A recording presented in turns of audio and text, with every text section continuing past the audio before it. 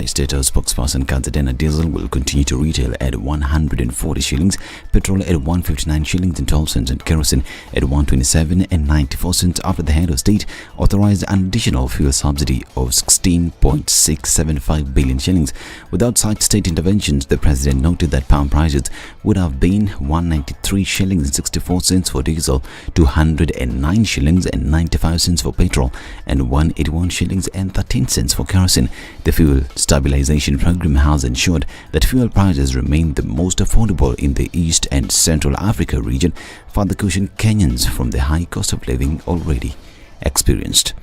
To some good news, and Kenya's Ferdinand Omanyala left the country yesterday for the World Athletics Championships, which begins today in Oregon, USA. Omanyala had not received his visa by the close of the day yesterday, which had made it appear impossible for him to take part in the race, but after receiving the document, he remained adamant of putting up a good show in Oregon. But I want to thank the Minister of Sports, Madam Amina. She's been working, people are talking out here, but they don't know what's behind the scenes. She's been working all around the clock. Last night she was really working on this. I mean, it's the system, how it works. You cannot just force anything. It's out of control. I'm always ready. I'm always ready to compete. I've been training for this for the last 1 year. I get the chance, I use it. I have the visa, I have everything ready. So it's just for me to just take that plane and move to Oregon. And yeah, I'm always ready. I've been through a lot. I have a strong mental strength, so my main aim is to get there. And when we get there, when we are at the start line, then again we'll forget everything. Omanyala set the 100 meters men's Africa record of 9.77 seconds in September 2021 during the Kenya Classic. Is in the entry list for the 100 men's first heat. What if he arrives just after his heat? Well, he revealed that there's a possibility that he could run alone, and they could organize his own heat and hopefully get to the semis. To have me have my own heat, which will be nice, just to run alone and feel the field and just compete alone and get through to the semi-finals. Then after that everything will follow. But I hope I get there and compete with other competitors, because that's the importance of such games. It's a do or die thing for me at the World Champs, you get. So it's a big event, and the only thing that was hindering me from traveling is the visa, but now I have the visa. So no, I'm not selecting any championship. All championships are important, so going for the medals in both.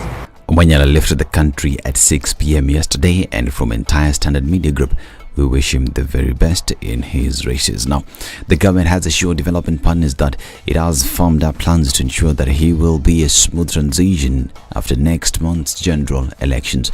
During the final roundtable with development partners, Interior Cabinet Secretary Fred Matiang'i and senior government officials said that there was no cause for panic, as critical preparations for the handover have already been made.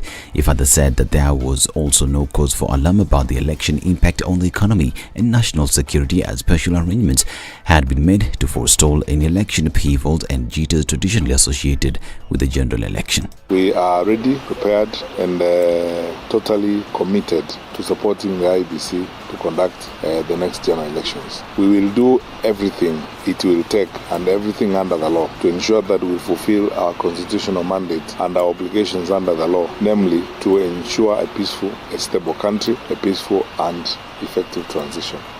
Now, the Supreme Court will today deliver its judgment in an impeachment case filed by former Nairobi Governor Mike Sonko. Sonko filed the appeal at Apex Court after both Court of Appeal and the High Court upheld his removal from office by the Senate. In a notice late Thursday, Supreme Court Registrar Letitia Washira noted that the judges will today render their judgment at 4 p.m. by way of an email. The Supreme Court heard the appeal yesterday, where parties argued their cases, with Sonko reiterating his impeachment did not meet the threshold set under the Constitution. The court heard the appeal on a day the Independent Election Boundaries Commission cleared Sonko to run for Mombasa governor's seat in the August 9th elections. The clearance also followed the decision by a 3-judge bench to direct the IEBC to clear him after overturning its early decision not to clear Sonko. This, as a section of local civil society organizations has expressed disappointment over High Court's judgment that gave former Nairobi Governor Mike Mbuvi Sonko the green light to vie for the Mombasa governor's seat. Under the banner of the National Integrity Alliance, the group faulted the judges who rendered the decision, saying they failed to act as required by the Constitution of Kenya. This is Newswire. I'm Dennis Aseto. Good morning.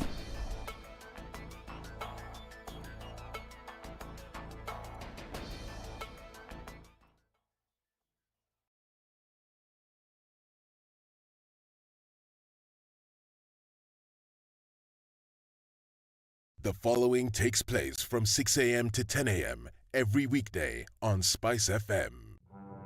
No, this wheelbarrow, how can you give people wheelbarrow? His party symbol is an umbrella. Is he distributing umbrellas in McQueen?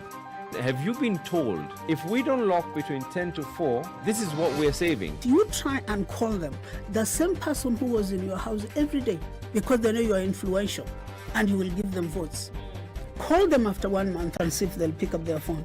Don't tell your member of parliament that you want him to come and build a school, you want him to come and do a hospital. That is not the work of the member.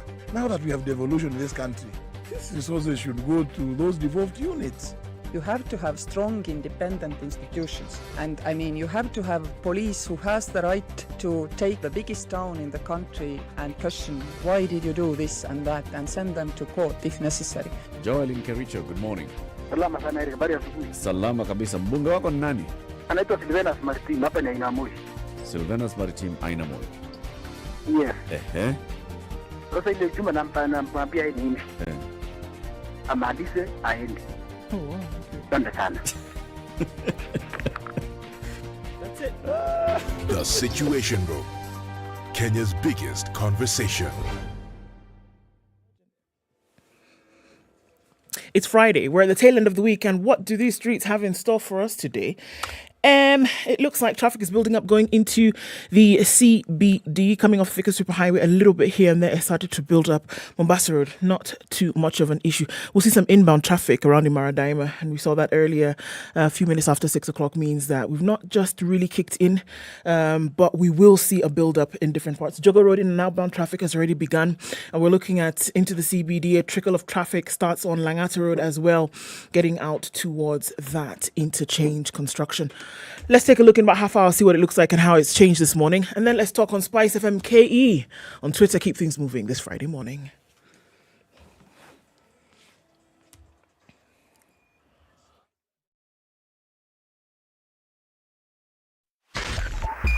SpiceFM Nyeri.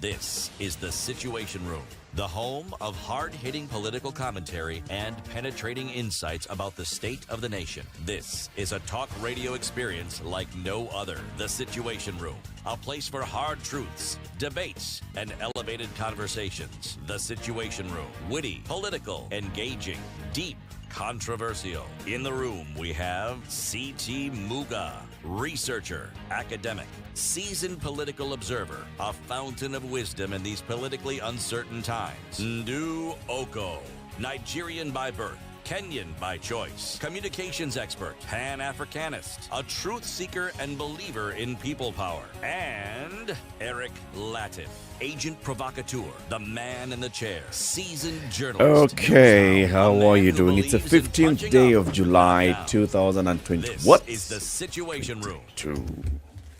Kenya's biggest conversation begins now. City, grab a seat. We'll talk to you shortly. Yes, please. How are you? Very calm. Okay. It's about that time that you hummed that song. Friday. It's Friday. It's Friday. Friday. You can join. Oh, I was not sure what was going on. No. You are not excluded in this. Please, feel free to contribute. Participate.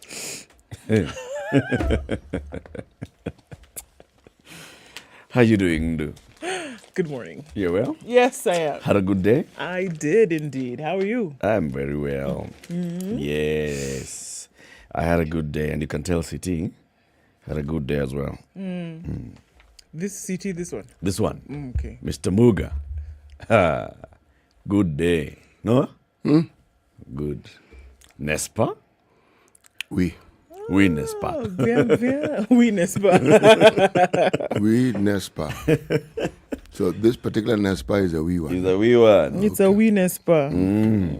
Welcome to Kenya's biggest conversation, everybody. Hoping that you had a good day, good night, and you're ready to face a new day.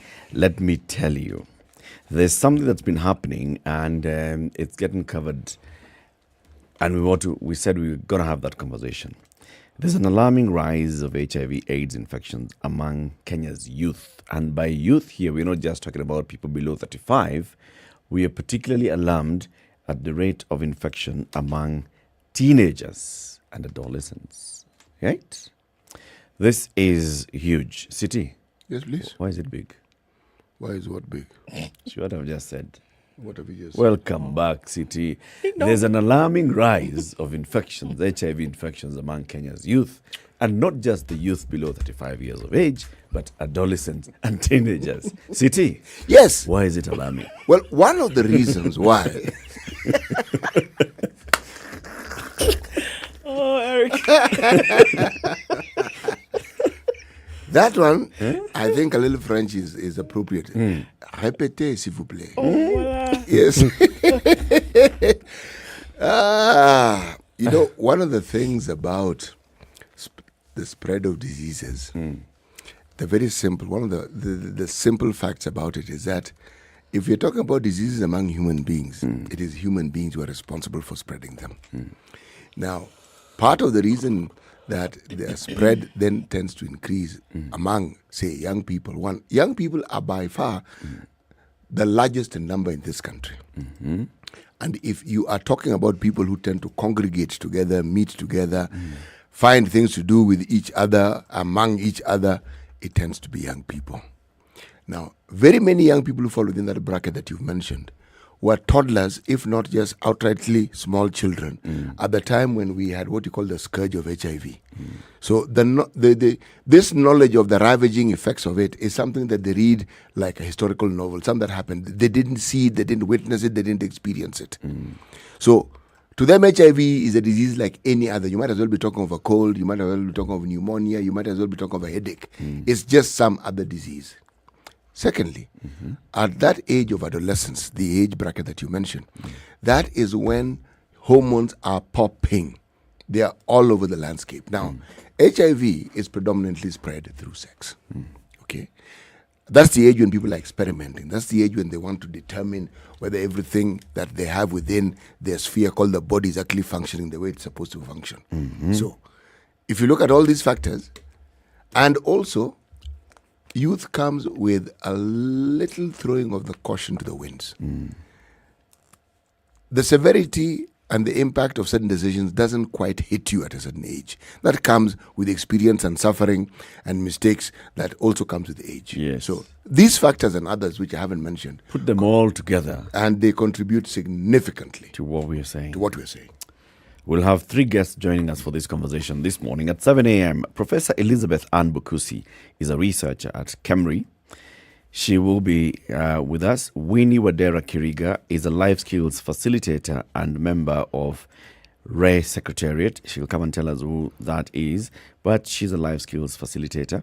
And then we'll also have Dr. Kawango Agot, who is a director of Impact Research and Development Organization in Kisumu. Those 3, 7 o'clock, that conversation, the alarming rise of HIV and AIDS infections among Kenya's youth. It's a big one. It's World Youth Skills Day today. Did you know that there's a World Youth Skills Day? No. I now do. Now, I don't know whether there's a World Adult Skills Day. Or if there's a World Skills Day. Or there's a World Skills Day. But today is a World Youth Skills Day, and we're going to have a conversation about that with engineer Stephen Ogenga. He is the Director General at the National Industrial Training Authority, NITA. Those who worked in industries know NITA because they pay a levy every year, every month. But then he'll be here with us. He'll talk to us about that. He'll tell us about NITA and what NITA does. And then we look at skills development among the youth. Do we have that? Are we on the right path? HIV, conversation 1. Youth, conversation 2. Politics, conversation 3. Let's start with COVID. All right, let's take a look at what's going on with COVID. Excuse me. In the country, first of all, we're looking at 153 new cases from a sample size of 2,769. A lower positivity rate, which is a good thing, 5.5%. I think it's the lowest that we've seen in about 3 weeks. 5.5%.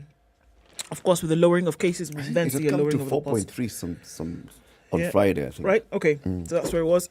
0 recorded deaths, not looking at any, so that's also a good thing.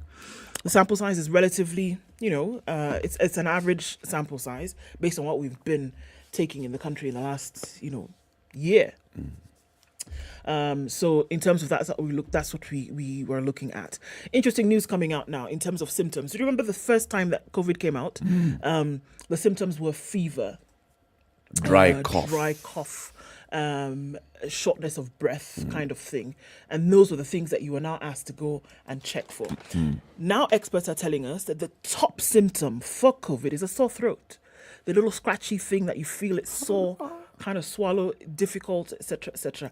That is now the top symptom for COVID. It's according to data from 17,500 people that tested positive for the virus in the last week.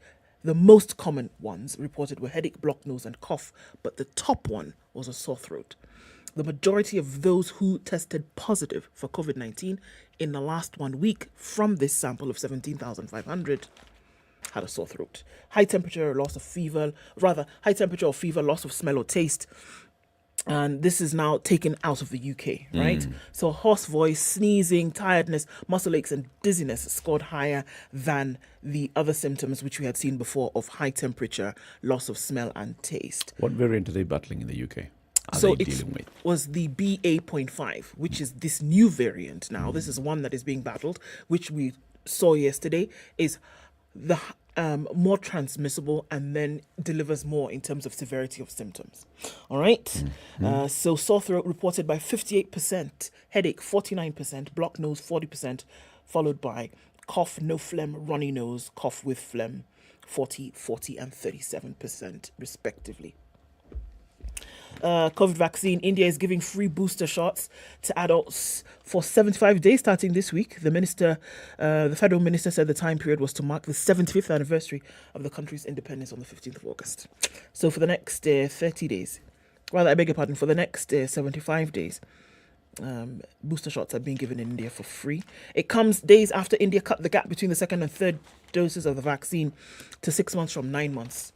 Previously, they had said, let's wait and get a booster shot after 9 months. They've said, look, from what we're seeing, especially with the emergence of new variants, let's have that time shortened to 6 months. And so that's what's going on with that. 18 minutes after 6. If you're online, what we'd like you to do, please just go into the comment section on our Facebook page or tag us on Twitter or go to YouTube. Tell us where you are locked in from this morning. We'll acknowledge and appreciate your presence shortly. First, let's take a look at the weather forecast.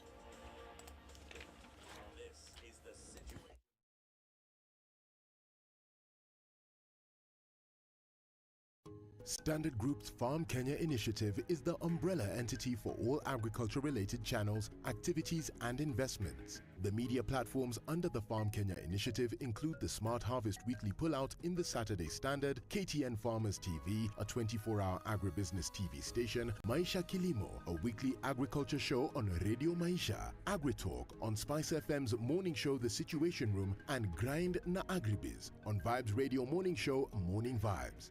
Find us online at www.farmers.co.ke, an integrated website that creates and aggregates agri-content, hosts a digital marketplace, and wide range of agri-data. Other platforms include specialized events such as the annual Mkulima Expo, quarterly Farmers Kenya Breakfast, and dedicated social media platforms at Farm Kenya 254.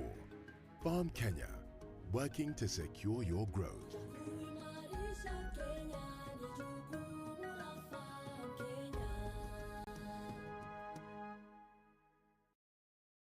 16 degrees and partly cloudy conditions in Nairobi. Highs of 22 and lows of 14 today. It's 14 and cloudy in Nakuru. Highs of 24. We'll see highs of 21 and a mostly cloudy Nyeri at 15. And it's 13 and cloudy in Eldoret. Highs of 22 and lows of 13. Rain showers in Mombasa at 22. Highs of 27. And we'll see highs of 26 in Malindi, where it's raining this morning as well, coming down to lows of 23 today. 19 degrees and mostly clear Friday in Kisumu. Highs of 28. And we'll see highs of 27 in Kakamega, where it's currently 16 and mostly clear. Cloudy conditions in Kampala at 18, highs of 27, and we'll see highs of 29 in Dar es Salaam, where it's mostly cloudy at 23. 6 degrees in Johannesburg today. We'll see highs of 18 and lows of 4, and it's 25 and clear for now in Lagos. Highs of 29. It's 19 degrees in Kinshasa. We'll go to highs of 30, back down to lows of 19. 34 degrees on sunny Friday afternoon in Beijing, going to highs of 35 today and lows of 24. And we'll see 16 and cloudy in Paris for now, highs of 28 and lows of 16. It's 16 and cloudy in London, highs of 26 and lows of 15. And New York is mostly clear Thursday night at 27. It'll go to highs of 30 and lows of 22.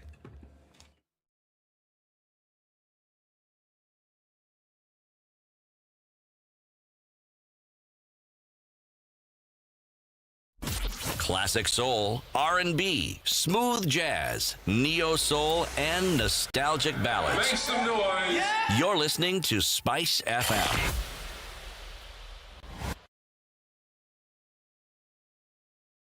Mature, intelligent talk every morning. Spice up yourself. It's how many minutes after 6? 21. And everybody's online this morning. Kapenguria inasikilizia. Sikiliza. Okay, sawa. Kijana David Miendo is tuned in from Bungoma, and Governor is tuned in from Kangemi, says good morning. Teddy Odor, we see you. Asante sana. Good morning, John. Amasongole tuned in this morning. Nyabuto tuned in as well. Amimo Vin, good morning to you. Good morning from Soy constituency. Ondicho tuned in from Kwamthusi Mwengi, getting us loud and clear. Leban is tuned in from Koriot in Nandi County. And Chris says hello, good morning, tuned in from Gong. And Job Nyerere is also tuned in this morning. So it's freezing in the Great Wall of Kino, and that's where Odero Jr. is tuned in. From the Lamu Manda Naval Base, Duncan Erot says good morning. From Kaptagat Road, Lois Godol says good morning.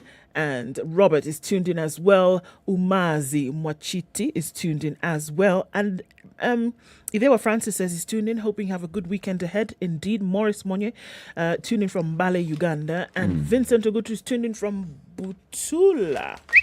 Many more people tuned in this morning. Vincent, we see you.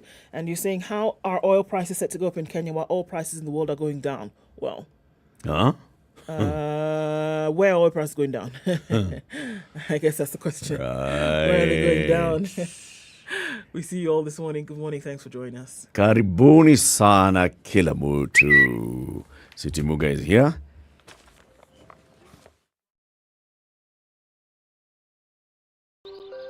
Good morning, boys and girls. The proverb of the day is brought to Are you we by still in Okoh Eswatini? Yes, we are. Huh? This is our last proverb from Eswatini. I will attempt to read the proverb in the language in which it was first written before it was translated into the English language.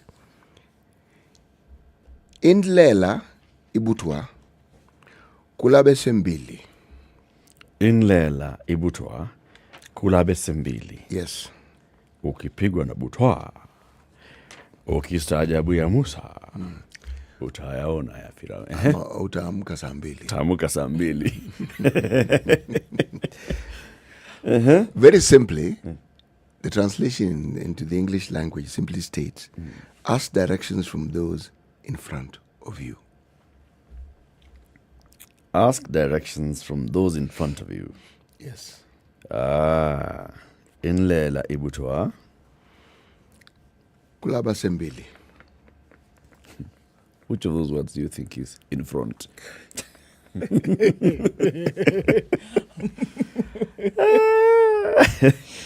Ask directions from those in front. Is it in front of you or ahead of you? Or is it the same? Ask directions from those in front of you. Okay. Good one from Eswatini.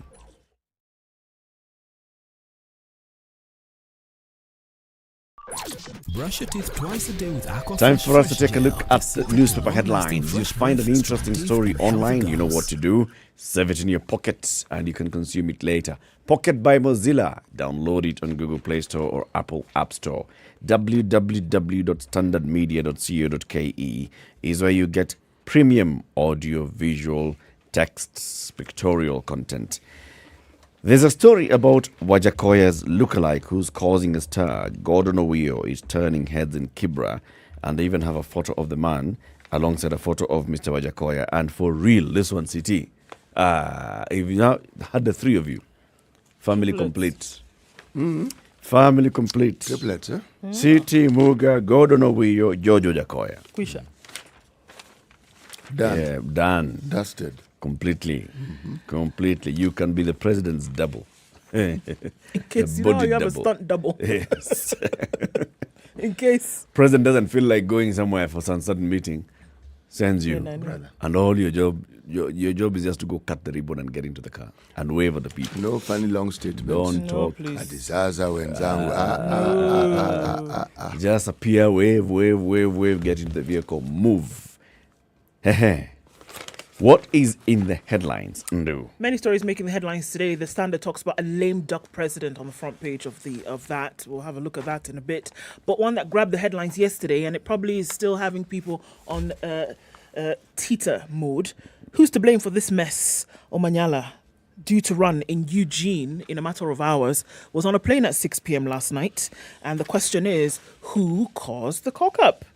Phew, Omanyala gets a visa reprieve. The sprint star was granted a last-minute visa to travel to the United States for the 2022 World Athletic Championships.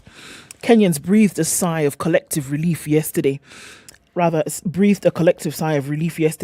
Africa's fastest man, Ferdinand Omanyala, was granted a last-minute visa to travel to the US for the 2022 World Athletics Championships. There was righteous anger, unparalleled anxiety, and a general feeling of resentment towards the government in the early hours after sports enthusiasts learned that Africa's 100-meter champion had not been cleared.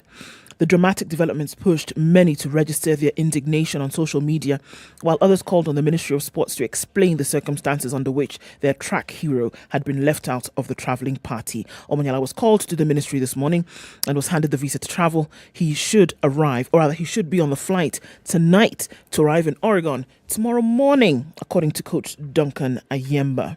Omanyala, the third fastest man in the world this season, left the JKIA aboard a Qatar Airways flight at 6 p.m. He's due to arrive in Oregon just 2.5 hours before the 100 meters preliminary round that gets underway at 10:30 p.m. Kenyan time. That's tonight. However, as one of the top-ranked athletes this year in the 100 meters, Omanyala will not partake in the preliminaries. So breathe a further sigh of relief, okay? He will field in the heats starting at 4:50 a.m. Saturday. The semi-finals are due Sunday at 4 a.m., followed by the final at 5:50. He will have a few hours to rest before he competes in the 100-meter heats on Friday and hopefully qualify for the semi-finals and the finals. But he doesn't have to then qualify, or rather run the heats, okay?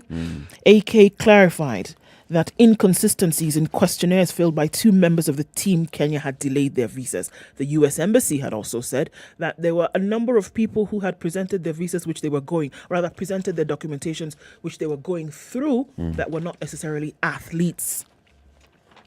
AK Executive Committee members Barbara Korir and Omanyala and team manager Ronald Bunay had issues to clarify at the U.S. Embassy before they could be allowed to travel. Other sources suggested that he may have been a victim of competing interests at the ministry, Korir said before the national trials on June 24th and 25th. They had two sessions with the U.S. Embassy where AK had requested for an allocation of 80 visas. The Americans said there was a heavy backlog that would give athletes and their coaches priority. AK is Athletics Kenya, presented the selected team of 46 athletes and 28 officials on the 28th of June and were called for interviews on the 30th. They were given some questionnaires and the following day they were called to pick their visas, Courier said, adding that all the other athletes had their visas ready. A total of 10 officials, mostly coaches, got theirs. So the question was, why the delay on Omanyala's? But they had to clarify some things because of issues on the questionnaire. He said the rest of the delegation was to be issued with visas later as the embassy cleared the backlog. Embassy staff were categorical that they would clear athletes first, which they did. He also said that the issue of late submission and application could not have come up since the embassy was aware of the day of the trials as per the World Athletic rules. So, I mean, it's crazy. He still hasn't arrived. He will later. But it's absolute madness in terms of the way in which this was carried out. And, I mean, we've seen top world athletes, weighing in on this and saying, look, if this was a professional sport in the manner in which it ought to be professional, we would not have things like this happening. I mean, it's not isolated to Kenya. It is not. Athletes from other countries are also facing the same. So the US embassies across the world are having issues of backlog. And then it's the issue of internally, how are they prioritizing? You know, America went and bid to host this World Championships. So it should have been, okay, so for this particular 2 weeks or 3 weeks, we are going to prioritize giving visas to the people who are going to participate in this event on our soil. Now, this thing of questionnaire sent back, even the whole story, I've seen even in this particular story, there's a whole issue of, did the ministry submit more names than they should have submitted? That is neither here nor there. Were there more officials going than athletes? Neither here nor there. Neither here nor there. The point is, are there athletes who are going? Do you have the list of the athletes? Give them the visas. Let them go. You're hosting a champion. This is a world championship. Yes. This is not the Diamond League. This is not trials. This is the world championships. And you hosted them. So you know that these are other requirements that come along with them. You need to give travel documentation and facilitate for athletes coming in from the globe. You shouldn't have that kind of delay. Sorry. They will try and pass it on, and passing those messages, the usual sports ministry shenanigans. They submitted more names than they should have. Come on. Doesn't matter. Come on. And all they would have told you, should this gentleman have missed the race for whatever reason, is commiserations. Yeah. That's it. They'll tell you, Polly. And then they start pushing the blame back at our sports ministry. I don't buy that nonsense. No. I don't buy it. The American embassy, this one, they have it. It's them. May I buy it? What are you buying? Do you have change? I have change. What are you buying? I agree with what you're saying wholeheartedly, but I am not willing to let our sports official get away scot-free. No, that one I decline. Because what brought this to light was the Rio Olympics. The mess that was the Rio Olympics was of staggering proportions. Yes. People who simply just went to Rio, uniform that didn't quite end up with the athletes who needed them, and then for all you know, it ended up in someone's store. I mean, there was no end to just the diversity of messes that occurred. Yes. Officials. So, that brush, in my opinion, still exists. That's true. Since Rio, though, the Ministry of Sports every year is processing people to leave the country to participate in sporting events. Yes, they are. Just the other day, there was what? What was it? We're talking about, we've had the Olympics. No, we've have all these competitions, whether it's Commonwealth, we have them. These Africa guys competitions. Are going for the Commonwealth. Yes, we do. We have FIBA taking place, I don't know where, in Morocco. All these things are taking place, all those embassies, whether you guys are submitting more names or not, that is not our issue. We give you guys deal with your issues. This thing of, if you've received a list of 40 people who are requiring to travel to America, do they meet the requirements? Those that meet requirements, give them the visa. Those that don't meet requirements, deny the visa. It can't be that, we got more names, so we sent it back. We said, now we only are going to approve 40 names, Come on. It's not the first time that people are applying for visas to and go the requirements for we're sporting talking events. about here, is the requirement to compete in said competition. That's what we're saying. That you've gone through the trials, you've done everything that you needed to do. You are competing in this championship. You should get the visa. You should. It's there. It's in the rules. When we're talking about World Athletics Federation, it is there. That countries are meant to facilitate for athletes who have met the requirements to participate at this level. Countries then are supposed to fall in. It's a condition for you to get the right to host the tournament. That you will facilitate. This is games. It's 26 minutes to 7. Kenya's biggest conversation takes a break. Let's take a look at traffic, okay? And then we come back and look at more headlines. Good morning.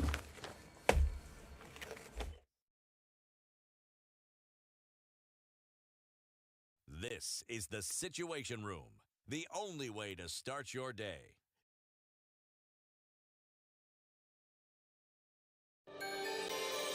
Are you looking for employment and are tired of sending job applications without any response? Gone with no response?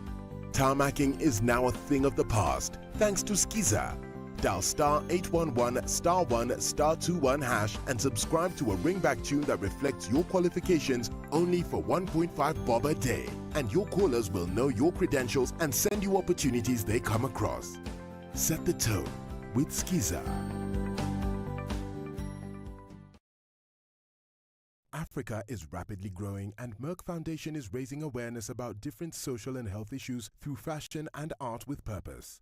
Our Africa TV show on KTN Home will talk about issues that matter to you, such as diabetes awareness, ending child marriage, supporting girl education, and breaking infertility stigma, among other topics affecting the continent. Join Merck Foundation CEO Senator Dr. Rasha Kelej every Saturday at 5:30 p.m. Jogger Road, and we're going into the city centre, and traffic has already started to build up quite some. Langata Road is also doing that thing right at that interchange as you're going towards Timor. Into the CBD, not much in terms of traffic. The thicker superhighway is starting to feel the rumblings of Friday traffic, and we're looking at that part between Survey and then going towards the Pangani underpass. And it's also starting to pitter-patter traffic on Wayaki Way, getting out towards the city. Doesn't look too bad on James Kishuru. You see a little bit of inbound traffic, but nothing too uncomfortable, at least not for now. Looks like folks are still getting up and getting out and about. Let's keep it safe, guys. Doesn't matter where we are, just seeing what's going on then around that industrial area. You should be all right. North Airport Road then feeding off to Outer Ring. Also, minimal drama. Let's try and keep it at a dull raw. Let's talk. SpiceFM KE on Twitter. Tell us what you see, where you are. Let's keep things moving this Friday.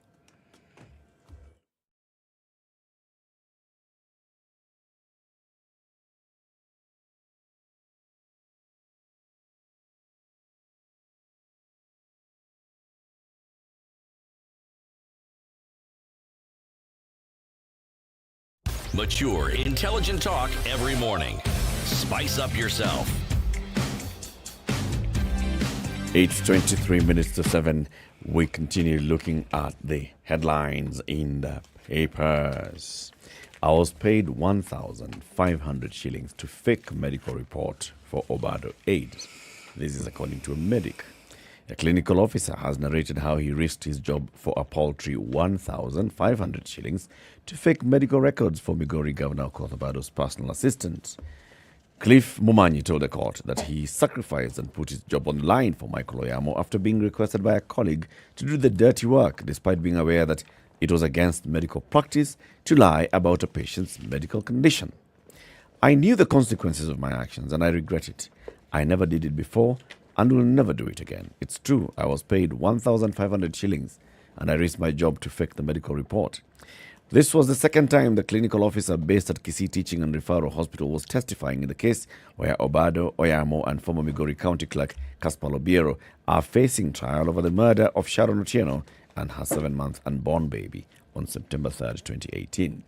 Momanyi previously told the court that he faked medical records for Oyamo to lie that he had been attacked by unknown people on the night that Sharon was murdered.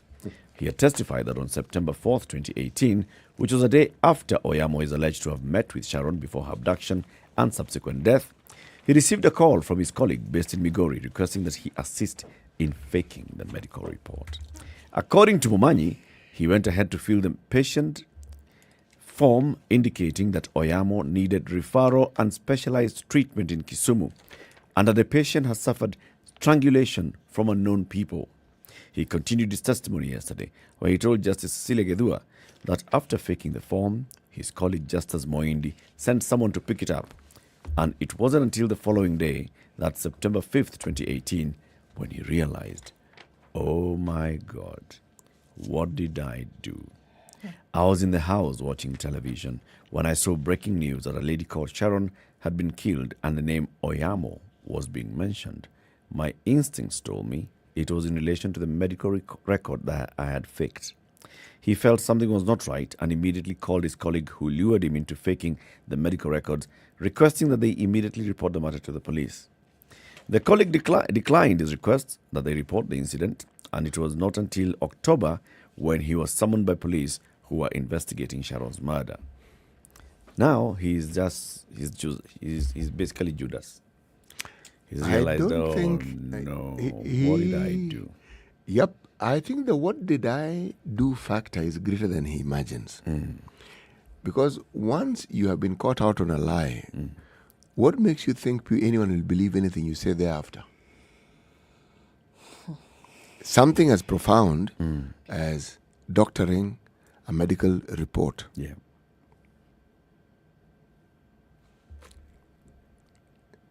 And the consequences that followed.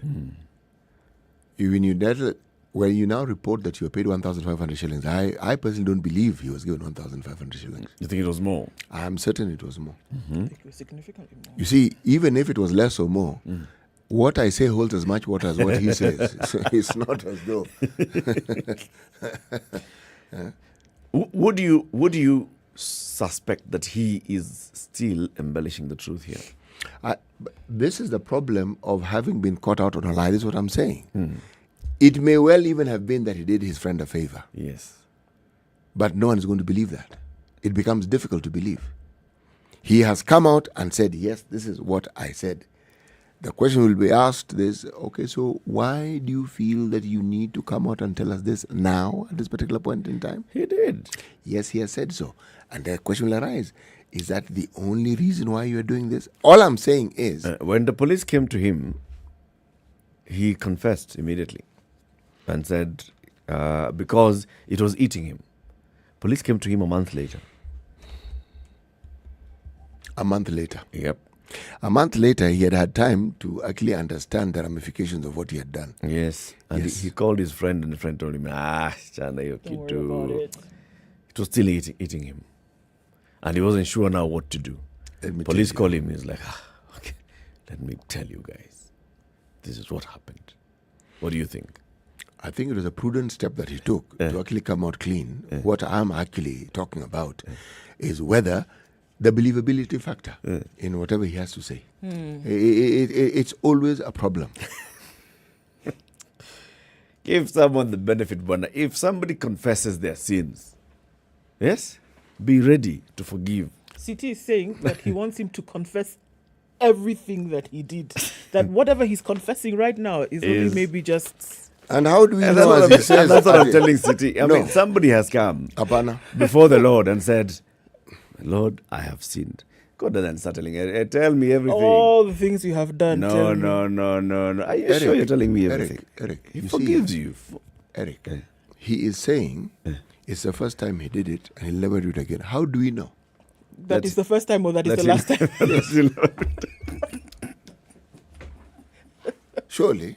I'm not being facetious. I'm not trying to paint this person in a completely negative light. I'm simply stating that in as much as that could be true, it is also possible that it is not true. Yes, that's really all I'm saying. It's also possible that maybe somebody told him to come and say these things. Yes. Miss City, I'll never confess anything to you. City. Even if you catch me completely in a lie, I will it's not deny.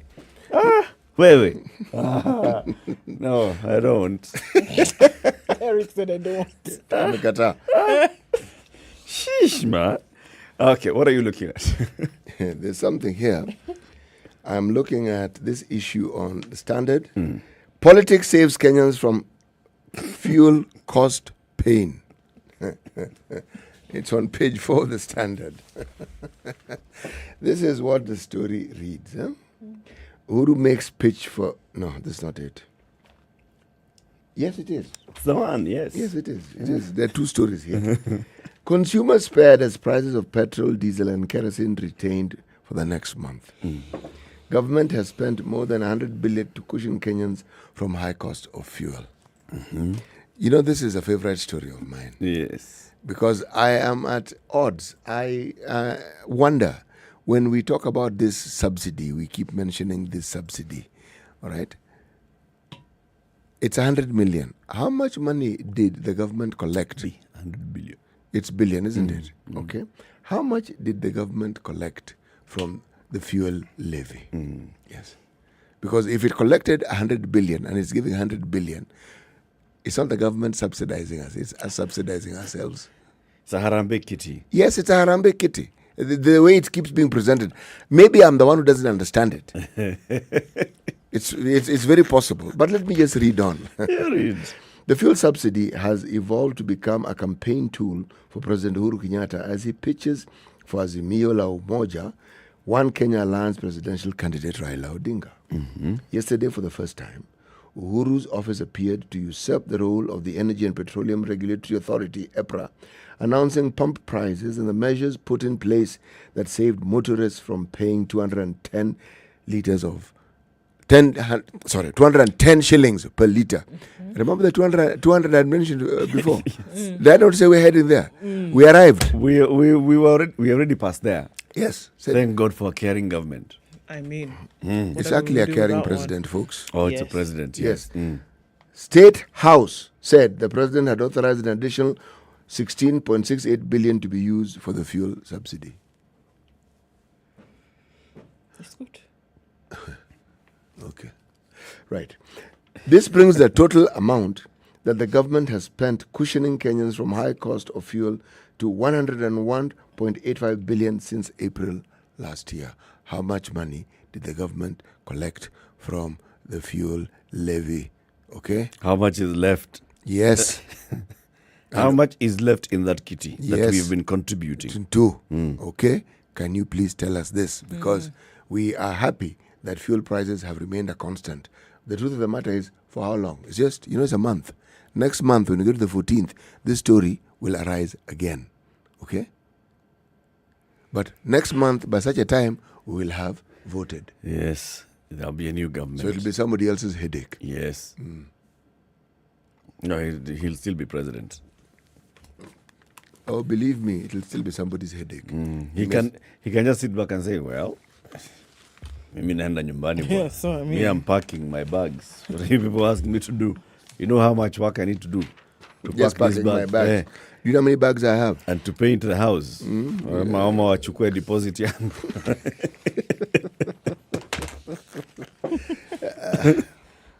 Okay, if I want my deposit, I have to paint this house before I leave. Story. Kibaki's elder sister dies of illness at 1:15. Remember that? I think we saw videos of her during the late Kibaki's funeral arrangements and all of this, and she talks about how she had stayed with her brother. Esther Waitherero, the elder sister of former President Mwai Kibaki, has died at the age of 115. Waitherero died at Gatuyaini home in Othaya, Nyeri County, on Wednesday night after a short illness.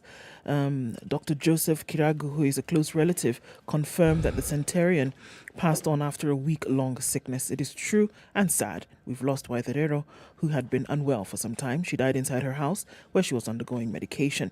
He added that Waitherero had attained the age of 115 but was unwell. I learned about her death this morning. She was an old woman but seemed strong despite her illness. She helped her parents in bringing up Kibaki, who was the last born in the family of 6. Kenya's first president was born to John Kibaki Githinji and Wanjiko Kibaki on November 15th, 1931.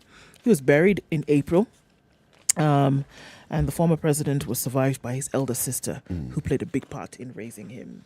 May she rest in peace. Indeed, may she rest in peace. Hey.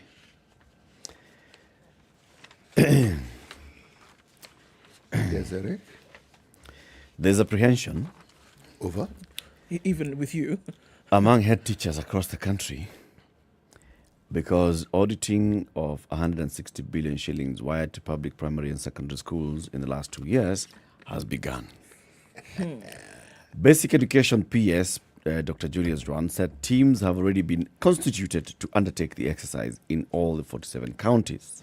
Staff from the Office of the Auditor General will be looking at school registers, financial statements, cash books and bank statements. Head teachers are required to provide vouchers to support payments, letters of approval for expenditures, and lists of non-support payments, non-teaching staff, and tutors. County and sub-county directors of education on Monday held meetings with head teachers to verify enrollment data. And Dr. John said the regional directors should provide a list of all public schools in their jurisdictions. They are also required to provide information on how they are implementing the free day secondary education policy. In secondary schools, the government allocates 22,400 shillings per student as capitation cash. And in the 2020-21 financial year, free day secondary education was allocated 59.4 billion shillings, while 12.4 billion was set aside for free primary education.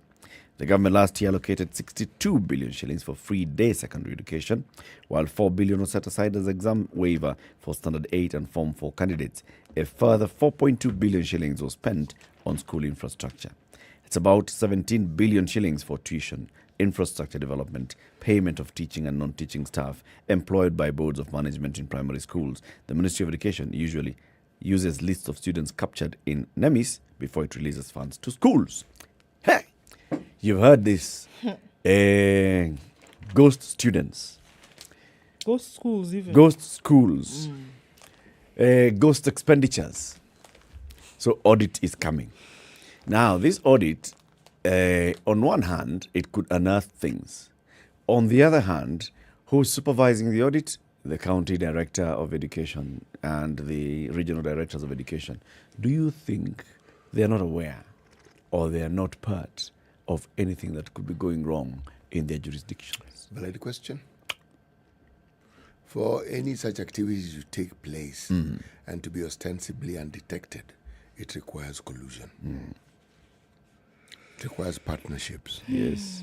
It requires coalitions. If it was a complete third party, like let's say the Office of the Auditor General is being facilitated to go across the schools to do this, you could say, yes, we are likely. But without that, I'm in agreement with you. It is for this reason that when such matters arise, independent individuals are often what? Brought in. Yes. It's crazy. Conduct an independent audit. Here you are, you're probably asking the wolves to oversee the sheep. Yes. Or you're saying the wolf come into the hen house and feed the chicken. So essentially what you're saying is the exercise has failed even before it has begun. It's done. They're going to prosecute themselves. If somebody has been running a scam and has a school that doesn't exist with students who don't exist, okay, it means this person has money because they keep being given money. Yeah. Now, are we saying that these erstwhile officials who are being asked to ensure that this exercise runs in the manner that it should are beyond reproach, that they're the sort of stalwart individuals who will not succumb to the wiles and to the temptations that may befall them or that may be brought at their doorstep? That's what we are saying. That's what is being said. But is it true? That's what is being said. But is it true? That one. Aye, Gomu. Hard small. Hard. This one. You know, there are things that you really must. This thing of trying to test the capacity of the citizens and in their understanding or in their practice of their faith, because this is now, we've been taking the realm of faith here. Let's see how far we can push these guys. Hey. Will they believe? Well, what are many query? So, okay, let me ask the question. Now, this audit that they've decided to do, I thought audits were periodical. What is special about this one? You know, in the Ministry of Education, folks, there is an inspectorate division. Okay? Yes. So, what do they do? What's their day job? Yes, exactly, because that's what they are. They're inspectors. What do they do? By the time a school does not exist and it receives money, has that inspector been doing, or the inspectors, have they been doing their job? For crying out loud. Because schools get money. Part of your job is to inspect. You go there physically. So what are you inspecting if such school doesn't exist? Yes. And then you've gone, it's on your rota, right? Yes. So everybody's given, this is your list, this is your list, this is your list. Yes. So you've gone to air. To said school. You've gone to air. And you've seen, this school doesn't exist. Doesn't exist. Did you report? You knew it didn't exist. Obviously, you know that money went somewhere. I was preparing a report. The report was coming to you next week.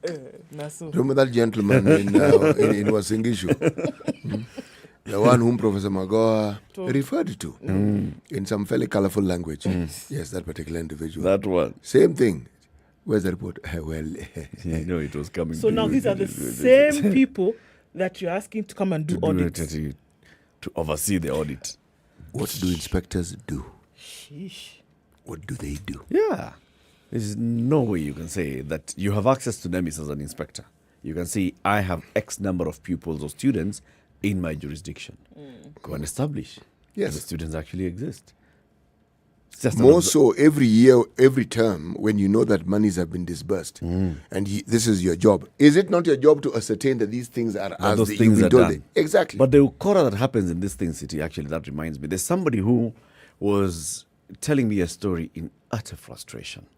So this gentleman decided that his late father used to support a particular school.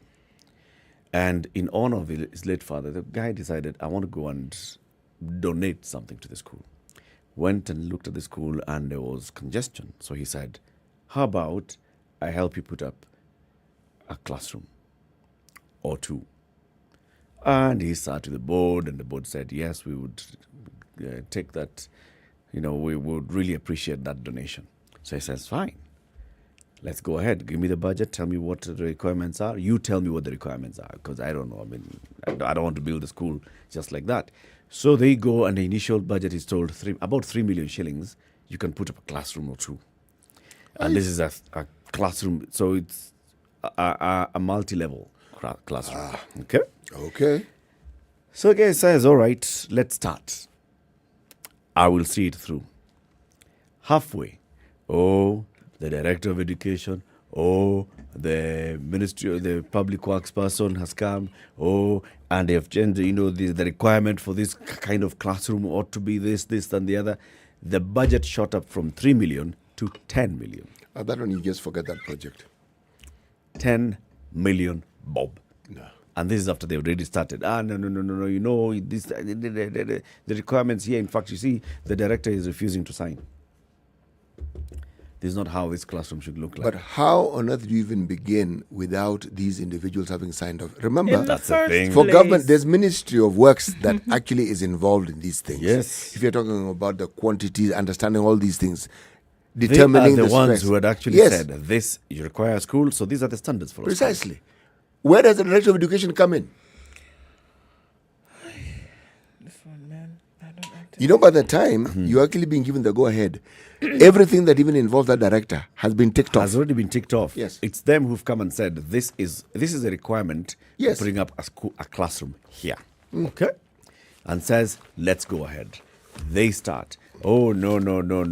Oh, no. Budget shoots up to 10M. As you're under your watch, as you're just looking like magic. My friend looks back and said, it's okay.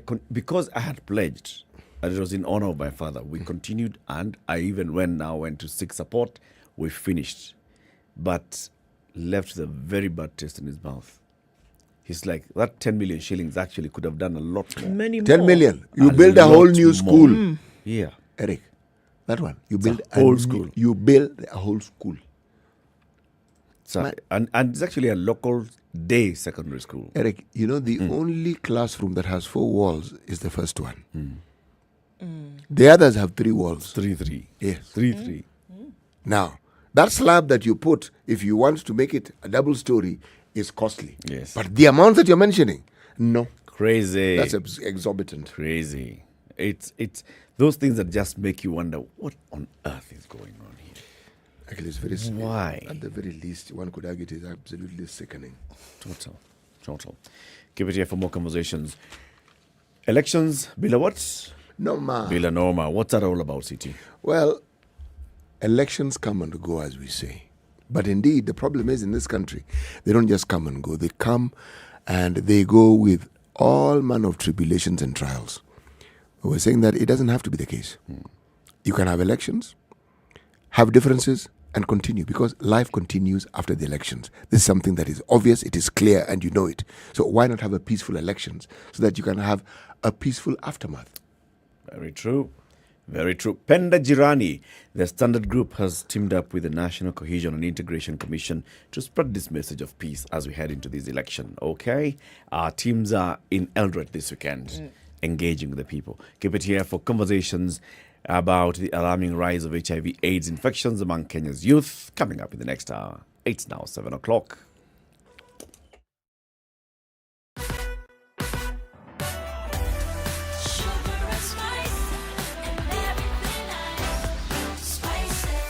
Spice up your life.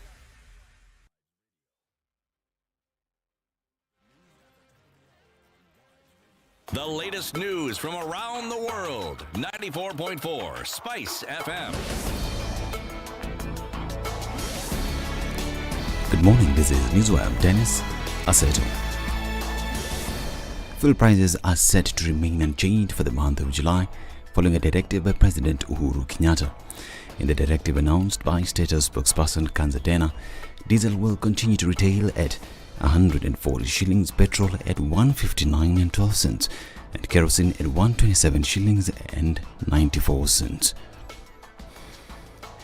Without such state interventions, the president noted that pump prices would have been at 193 shillings and 64 cents for diesel, 209 shillings and 95 cents for petrol, and 181 shillings and 13 cents for kerosene.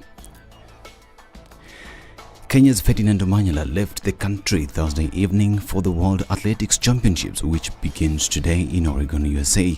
Omanyala had not received his visa by the close of the day yesterday, which had made it appear impossible for him to take part in the race. But after receiving the document, he remained adamant of putting up a good show in Oregon. But I want to thank the Minister of Sports, Madam Amina.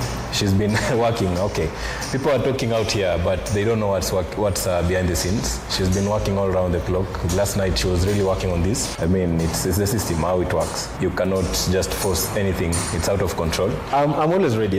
I'm always ready to compete. I've been training for this for the last 1 year. I get the chance, I use it. I have the visa, I have everything ready. So it's just for me to just take that plane and move to Oregon. And yeah, I'm always ready. I've been through a lot. I have a strong mental strength, so my main aim is to get there. And when we get there, when we are at the start line, then again we'll forget everything. Omanyala set the 100 meters men African record of 9.77 seconds in September 2021 during the Cape Kenya Classic in the entry list for the 100 meters men's first heat. What if he arrives just after his heat? Well, he revealed that there's a possibility that he could run alone. They could organize his own heat and hopefully get to the semis. To have me have my own heat, which will be nice, just to run alone and feel the field and just compete alone and get through to the semi-finals. Then after that, everything will follow. But I hope I get there and compete with the other competitors, because that's the importance of such games. It's a do-or-die thing for me at the World Champs. You get, so it's a big event, and the only thing that was hindering me from traveling is the visa. But now I have the visa, so no, I'm not selecting any championship. All championships are important, so going for the medals in both. Omanyala left the country at 6 p.m. yesterday and is set to arrive in Oregon, USA 2 hours to his qualification rescheduled at 10:30 p.m. Kenyan time. He is the sole representative for Kenya in the men's 100 meters race at the World Athletics Championship and also set to feature at the Commonwealth Games due in Birmingham, UK. Standard Media Group continues to wish him the very best as he flies the Kenyan flag. Now, the government has assured development partners that it has firmed up plans to ensure there will be a smooth transition after next month's general election. During the final round table with development partners, Interior Cabinet Secretary Fred Matiang'i and senior government officials said there was no cause for panic as critical preparations for the handover have already been made. He said that in line with President Uhuru Kenyatta's directive, Cabinet Secretaries will present their handover notes in readiness for the expected change of guard and in appreciation for the need for continuity in government by the end of this week. We are ready, prepared, and totally committed to supporting the IBC to conduct the next general elections. We will do everything it will take and everything under the law to ensure that we fulfill our constitutional mandate and our obligations under the law, namely to ensure a peaceful, a stable country, a peaceful and effective transition. The Supreme Court will today deliver its judgment in an impeachment case filed by former Nairobi Governor Mike Sonko. Sonko filed the appeal at the Apex Court after both Court of Appeal and the High Court upheld his removal from office by the Senate in a notice late Thursday.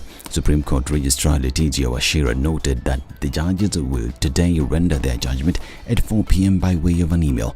The Supreme Court heard the appeal yesterday, where parties argued their cases, with Sonko retreating his impeachment did not meet the threshold set under the Constitution.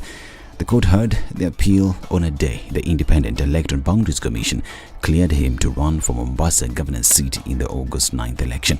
The clearance also followed the decision by a 3-judge bench to direct IEBC to clear him after overturning its earlier decision not to clear him. The news is discomforting to Sonko given that should the Apex Court uphold the decision of the lower courts, he may be withdrawn from the race that he has just been cleared to contest. This is Newswire. I'm Dennis Oseta. Good morning.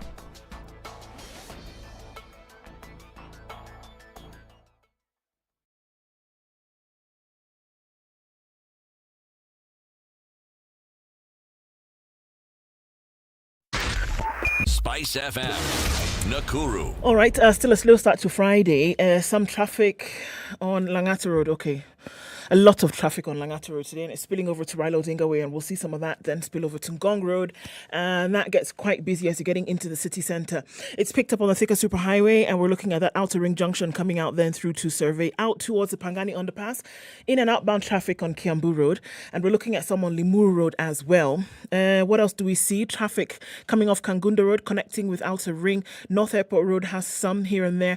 Lunga past couple of days has been really tight, and it's already starting in that fashion this morning. Jogo Road also, some traffic this hour.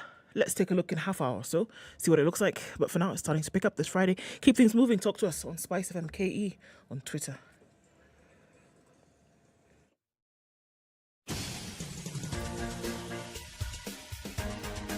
This is The Situation Room, the home of hard-hitting political commentary and penetrating insights about the state of the nation. This is a talk radio experience like no other. The Situation Room, a place for hard truths, debates, and elevated conversations. The Situation Room, witty, political, engaging, deep, controversial. In the room, we have C.T. Muga, researcher, academic, seasoned political observer, a fountain of wisdom in these politically uncertain times. Ndu Okoh, Nigerian by birth, Kenyan by choice, communications expert, Pan-Africanist, a truth seeker and believer in people power, and Eric Latiff, agent provocateur, the man in the chair, seasoned journalist, news hound, a man who believes in punching up, not down. This is The Situation Room. All right, it's 7 minutes after 7, Kenya's biggest conversation. It continues. This is the second hour of the show this morning, the 15th day of July 2022. And we thank God. Bei ya mafuta ni ile. Thanks to what? A caring government. Caring, gracious government. Yes. We have two guests who are joining us in the studio. Another one may be joining us online to have this conversation that we talked about, the alarming rise of HIV/AIDS infections among Kenya's youth. Before we do that, of course, we start with the day's proverb. Good morning, boys and girls. The proverb of the day is brought to you by Aquafresh Right. Fresh Gel. This is our final proverb from the kingdom of Eswatini. Now let me attempt to read the proverb in the language it was first written in. Ehe. Indlela ibutwa kulaba sembili. Indlela ibutwa kulaba sembili. Okay. No relation to the Kiswahili word mbili. Okay. Ama butwa. Ama kubutwa. Ama lala. Ask directions from those in front of you. Ask directions from those in front of you. You may find now in the translation, Indlela is the direction. If all you know, it is Ibutwa. The Ibutwa is the people. Kulaba simbili. Ilela or inlela? Eric, I know your mind is going. This has nothing to do with eating anything. You're focusing on the kula. Forget the kula. It's one word. Not kula, then you pause. Kulaba simbili. Then kula sambili. No, it's nothing of that sort. It's kulaba sembili. One word. All right. Yes. You ask directions from those in front of you. Yes. Essentially, this refers to those in front of you. The reference point here is those who are older. Or one could argue those who are more knowledgeable. Yes. Or those who understand something a little more than you do. Yes. Ndlela is road. Ndlela. Okay. Ndlela. And kulaba simbili. I don't know. Just now that the old road. I told you. The Eric is stuck on that kula. Around. It's kula. The Sembili thing is besides the point. It is the kula that he's focused on. Ndlela is road, direction. Yes, I told you. So the first word there is road. Ibutwa, if you're lost. Umeshikwa na butwa. Umeshikwa na butwa, you're lost. And then kula basi mbili. It's the person. Ask the older people. Well, Billy could be legs, actually. 2 legs, representing human. Okay. Brush your teeth twice a day with Aqua Fresh Gel. The secret to All right, so we have 2 guests in the studio. Ladies, Professor Elizabeth Anbukusi is a researcher at the Kenya Medical Research Institute, and Winnie Wadera Kiriga is a life skills facilitator and a member at RAE Secretariat. Good morning, ladies. Good morning. Good to have you on Kenya's biggest conversation this morning. Thank you. It's cold out there, it's warm in here, right? Yes, it is warm in here, without a shadow of a doubt. Not hot. No. Not hot. Comfortably warm. Well, I think this show is very hot. That's what they say. One has to keep asking who the good professor's been speaking to. This well-natured, good-natured show at the hot. Who says? Surely. You won't go. You won't go. It is hot. You talk about hot topics. Yes. So like it's this very one of hot. today's. Like this one of today's is certainly hot. Is a hot topic. Yes. I want to start with you, Winnie. Yes. RAE Secretariat. What's that? Thank you so much for having me on the show. RAE Secretariat is a project under Impact Research and Development Organization, which is a non-state organization conducting medical research in the greater Western Kenya. So we are based in Kisumu. That's where our headquarters is. And so RAE stands for Reducing HIV in Adolescents and Young People. And that's a project we have been conducting, especially targeting young people in the sub-Saharan African parts, And so we mentor young people who have interesting ideas around curbing HIV, so prevention, care, and treatment, because we believe in 2 things. One, young people are very innovative in terms of coming up with creative ways to address the menace of HIV. So they can already tap into the existing interventions creatively. That's one. Number 2 is they can come up with their own creative ideas to addressing HIV. And so that is what we have been tapping into for the past 2 years. And 3 weeks ago, we conducted an international conference inviting adolescents and young people from different parts of East and Southern African countries.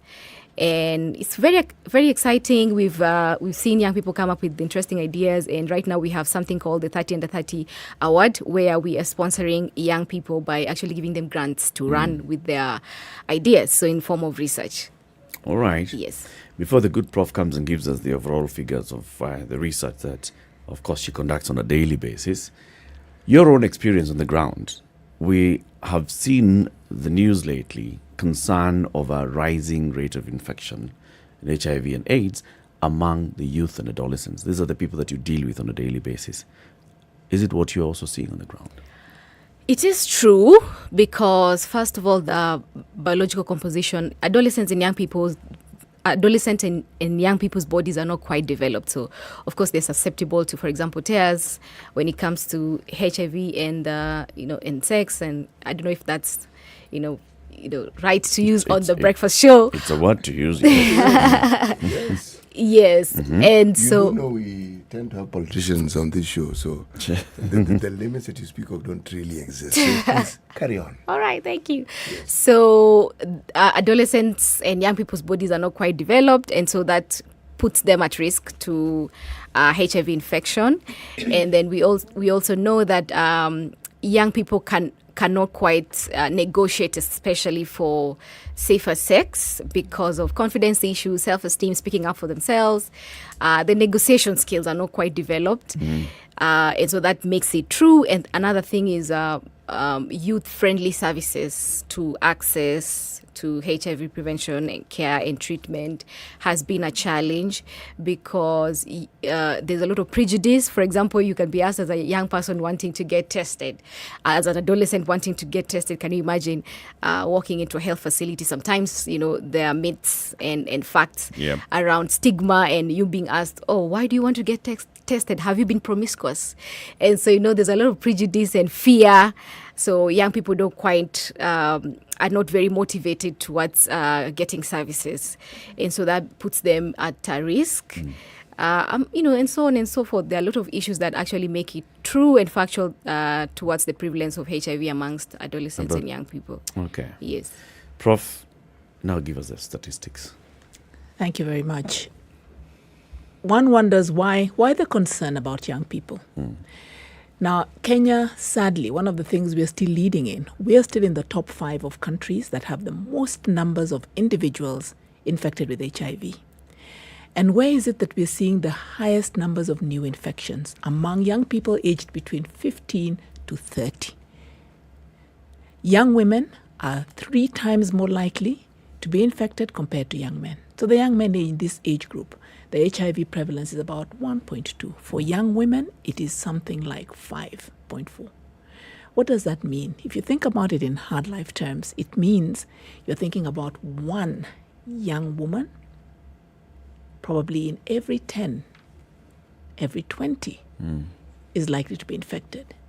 When we have these kind of numbers, it means we will still have babies who are likely to be born with HIV.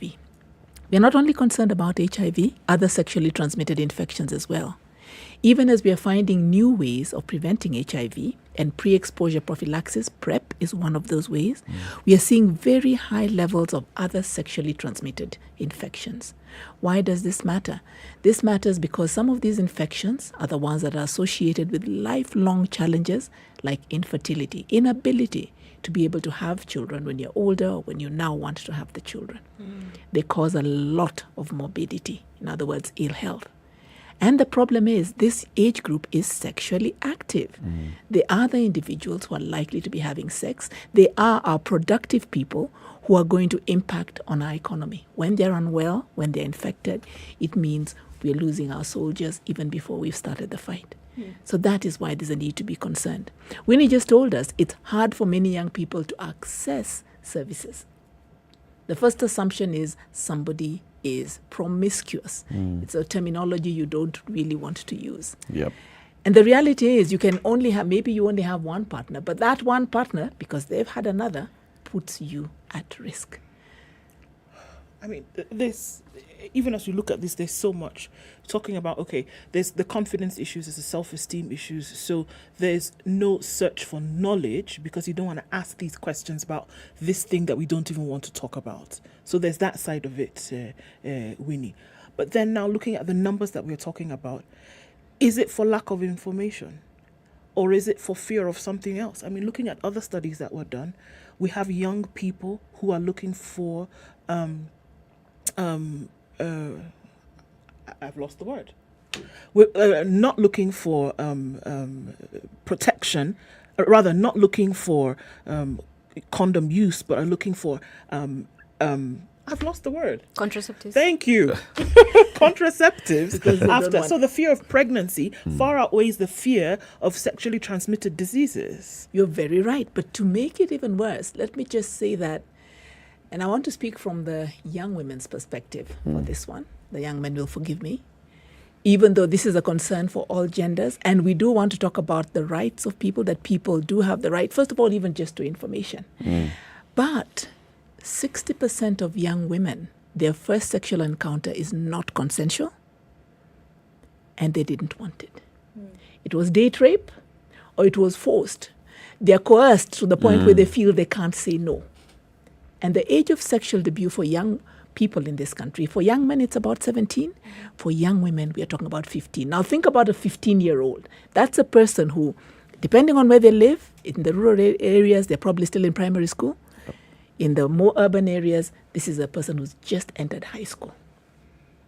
But isn't it more worrisome now then? Because if we're also saying that the age of this sexual activity, onset of sexual activity, is much lower than it was, say, 10 years ago, say 15 years ago, because then the risk of infection of HIV then is real at a younger age. Because if it was 15, I mean, we have horror stories of 9-year-old, 10-year-old girls then now who are looking for emergency contraception. And now we're looking at these numbers now with the infection rates of HIV. Isn't that then something then that needs immediate interventions now then in terms of this information that we're talking about, Winnie? Yeah, that's true. And just like Prof has said, sometimes the barriers are beyond just behavioral. Sometimes it's the policies and frameworks. For example, the age barriers or limits towards accessing contraceptions for young people. And already you see that, young people are having sex, adolescents and young people are having sex. And yet, by law, you're not supposed to be on contraceptives. So, the contrast and that, as we're still debating about that, still more and more young people are getting infected and, they're dropping out of school because now they're getting pregnant and all this and that. So the contrast is there. And that's why we are saying as young people, it's important that adolescents and young people are involved in terms of policy influencing, planning and strategizing and just reviewing, all these laws and that are there that are discriminatory and posing a challenge to better healthcare and quality of life. I want to take it back, if you allow me, to just say, why should people be concerned about this? For every person who ends up getting infected, it means treatment for life. That's a cost. That's medication. For them to be able to stay well, stay healthy, stay productive, they are going to need to remain on antiretrovirals for the rest of their life. So for every infection we avert, it means we have a saving. So this is the reason why we really need to put in effort into ensuring these young people stay HIV-free. And Winnie talked about it. We're talking about prevention. Don't get infected. If you do, we want to make sure you get tested and then you get shunted into treatment so that you're able to access the treatment you need. But the goal is, can we keep those who are HIV-free HIV-free? What are the options? And one of the key factors is parents and older. I like the proverb that you just talked about. Ask those ahead of you, whether it's in age or whether it's because they know. Parents need to be able to engage with the young people about these issues. But this is a taboo subject that nobody wants to talk about. Sex is that thing that everybody does, but nobody wants to mention it. You and I being here, we're evidence somebody somewhere had sex. That's how someone got pregnant. That's how we were born. Nobody wants to face that fact. Nobody wants to talk about it. But Prof, why is it alarming now?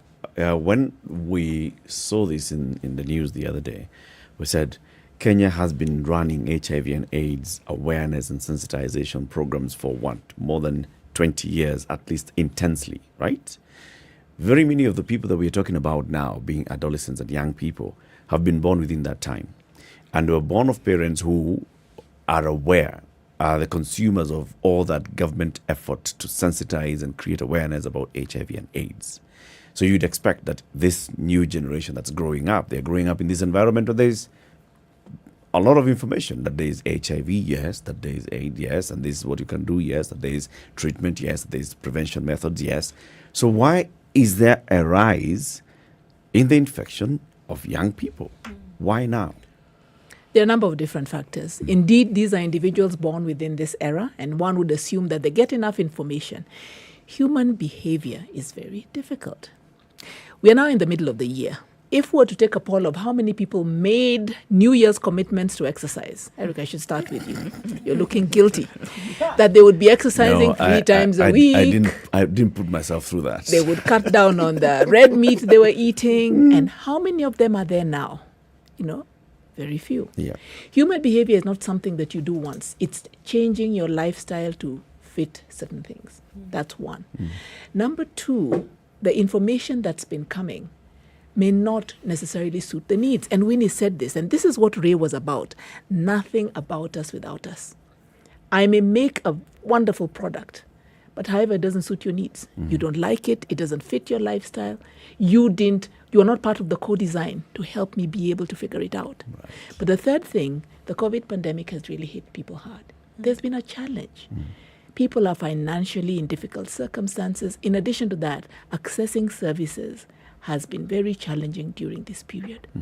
So there are many shifts that have just made it so much more difficult for individuals. And maybe Winnie can add to that from her point of view. From the challenges that you see down there in the community, I mean, what is it that the youth are facing? I think, just like Prof said, human behavior is very difficult. And young people, especially now with the morbidity and the trends amongst young people, for example, the ABCs of addressing HIV, one is staying loyal to one partner has been a challenge amongst young people and older people. Everybody. Yeah, and another bit of abstinence has been a challenge, especially now with the statistics around sexual abuse and all that, and not just abstinence. Sometimes it's not invited, like it's non-consented sex, and so it's not very easy to curb HIV amongst young people. Also, with the fact that the young people, we have limited information. Rather, the things that interest us are not quite the things that we need to know. Like we are, hanging out, being on TikTok and social media, we're following trends on celebrities and all that, not quite in touch with information that affects our health, our lives. And by the time we wake up, it's, oops, I'm already, a person living with HIV. And so also the challenges of adherence. Young people today, we go out, we party, we drink, I forget to take my ART, and so just keeping up with that habit of discipline has been a challenge and continues to be a challenge amongst young people. There's an interesting thing about this age we live in, this information age. It is a blessing in many ways, and in many ways one could even refer to it as a curse, because there is so much available. Your processes of making choices are completely challenged. You think it is young people who are confused? Older people are equally confused, because there's how to bring up your children in the way that you are brought up. That's called traditional. There is the way you see that is termed as modern. There is what you have read somewhere in some pop psychology and you believe that this is the way you ought to go about it. There is so much information available that you're spoiled for choice. And yes, you're right. Diseases and things that have to do with diseases, just the morbid nature of that conversation makes it something that someone wants to avoid, unless you absolutely have to. For instance, if you look at care-seeking behavior among men more or less have to be on their deathbed for them to actually go to hospital. Literally. Now, on the other hand, you'll find women don't actually have that same attitude towards healthcare. They approach healthcare from a far more open and a far more acceptable way. Now, how do you get young people, young men, let's say for instance, to change the way they have, to change so that they are not quite what their fathers were or what their grandfathers were? Winnie, this issue of involving young people, let me ask the question instead of making a statement. How do you think young people should be involved? Mm-hmm. Well, multi-sectoral approach. And I'm sure I will not tell it all, like young people are unique, geographically, socially. The demographics mean that, they need different approaches. So one thing is just invite young people to the table. I know the economy stuff, we probably have sold the table, but we have to involve young people, invite them to the table and ask them, what do you want? Like, make them part of the conversation rather than just we know that this will work. How do you want us to make them part of the conversation? First, just make the conversation youth friendly. And I like that this show, for example, is on social media. So they might not even want to watch TV. They definitely do not. We definitely do not read newspaper. So bring the conversation on TikTok, for example. Bring it on social media. Let young people participate on YouTube. And during policy frameworks and formulations, meaningfully seek the information or feedback from young people. How do they want, for example, is the simple things, the feel and look of product, for example, packaging, branding, tone, language, for example, prep. Let me just give an example of one of the young people we are working with who we gave a grant to in the Ray 30 Under 30 award. So we have a young person who's working with male champions to create an atmosphere for women who are on prep to just be comfortable. So working with husbands or partners or spouses of young women who are on PrEP, so that it is more acceptable and it is more effective, because there's a challenge, especially for young women or young wives who are on PrEP, to tend to want to hide with their explain PrEP. Not all our listeners may know what PrEP is. PrEP is pre-exposure prophylaxis, when one what is a prophylaxis? Is a drug to protect you before you are exposed. Before you're exposed. So when you feel like you're at risk of getting infection, so you take the drug beforehand. So a lot of young women, especially young wives who are in partnerships, who are on PrEP because they felt their partners were posing a risk to HIV infection, are on drugs, and so they would not adhere because they would have to hide in order not to be asked or questioned by their spouses. Why are you, if you are faithful and you are not a person living with HIV, why are you on drugs every day? Because PrEP, you have to take it every day for as long as you're at risk. So one of the strategies a young person is doing is inviting the partners so that they understand why their partners have to be on PrEP every day, and this is just a good thing for the family, ensuring that everybody is protected, and so this is making young people more open to taking PrEP and not having to hide and go through the risks of sometimes you have to miss a drug because guests are there, your spouse is there, they are not leaving the house the whole day, and it's your time to take the PrEP, so you probably miss. So when the spouses are in support, that means their adherence is increased, and so makes it more effective. I know Eric wants to go to break, but yes, so I'll take the break. Take it after. Okay. Yes. It's 7:30. It's Kenya's biggest conversation. We are talking about the alarming rise of HIV and AIDS infections among Kenyan youth. What's happening? And that's why we have two people in the studio with us this morning. Professor Elizabeth Anbukusi is a researcher at KEMRI, and Winnie Wadera Kiriga is a life skills facilitator and member of Ray Secretariat. We are getting to understand what exactly is happening. What is it that the government and other stakeholders have been doing to sensitize the young people? What is it that the young people are facing? How are we ending up with a rise in infections? Take a break on that. As you consume all this content, this conversation is also happening on social media, on YouTube and Facebook. The entire link to this conversation will be posted after the hour on YouTube, and you can watch it later. Or you can save it in your pocket and watch it much later. Pocket by Mozilla. What's that, Ndu? So it's an app where you can store all the information that you would have on a daily basis.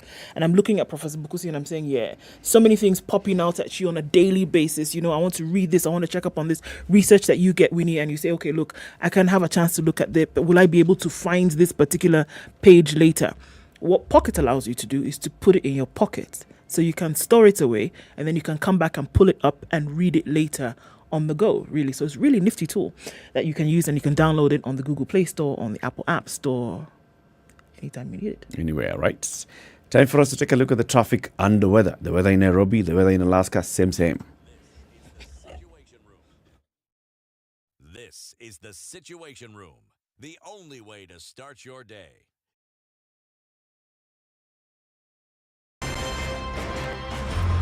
I like listening to you guys. You're the default radio station in my car in the morning. Even the children listen to you guys. I agree Parliament has failed this country. And I will say it again. We have not done what we should have done. We know in this country, the Kenya prison sector is one of the most underfunded sector. The way it is being done and the way we're calling it Huduma Number Msema Kweli is because all records will be there. There are people who are now billionaires with no history as to how they got all these assets. Yes. Anything that the president does that is not in accord with the Constitution is an illegal act. He shouldn't be doing it, and he shouldn't be sitting here and trying to sort of guise it up. I totally believe live transmission of results and allowing Kenyans to be able to view all these results. I believe that it will be impossible to steal elections. The Situation Room, Kenya's biggest It conversation. is 15 degrees in Alaska, otherwise known as Nairobi, highs of 22 and lows of 14. Mostly sunny conditions at 14 in Nakuru, highs of 24 and lows of 13, and 14 will be the low in a cloudy Nyeri, going to highs of 21. 22 will be the high in a mostly cloudy Eldoret, currently at 15. Continues to rain in Mombasa at 23, highs of 27, and we'll see highs of 26. In a rainy Malindi at 24, coming down to lows of 23. It is mostly sunny at 20 in Kisumu. Highs of 28 today, and we'll see highs of 27 in a mostly sunny Kakamega at 18.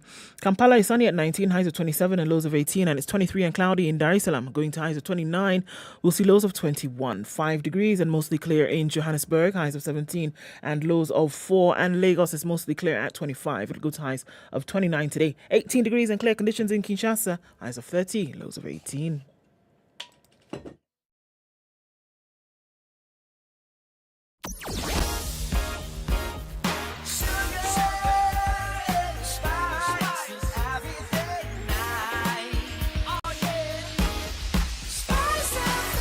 Spice up your life. All right, looking at a little bit of traffic on North Airport Road. It's going to spill over to Outer Ring. I have some traffic coming off of Feather Road, coming off of Savannah, then out towards Manyanja Road as well. So Outer Ring is looking pretty busy. Lunga Lunga is also feeding off to Outer Ring, and we're also seeing Jogo Road is packed up quite some as you're getting out towards Landis. Landis pretty busy, then moving towards the Kamkunji roundabout. The thicker superhighway, there it goes, has built up from the Outer Ring junction, and we're also looking at Kiambu Road, really heavy traffic, bumper to bumper, as you're getting out towards Mufaika Square. It's busy on the exits on the Nairobi Expressway, especially coming out of Westlands, so let's look out for that. James Gishru, not a problem today. Connecting with Waiyaki Way should not be hard at all. Should it get sticky, you can use the Red Hill Link Road. Let's look at other options as we go out through the morning. Talk to us on SpiceFM KE on Twitter.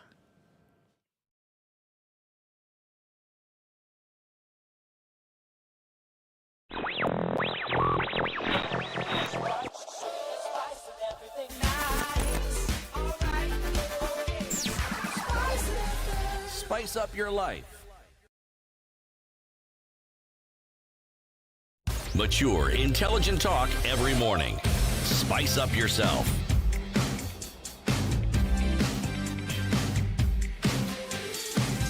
It's 23 minutes to 8. This is the Situation Room on SpiceFM, on SpiceFM KE on YouTube, SpiceFM KE on Facebook.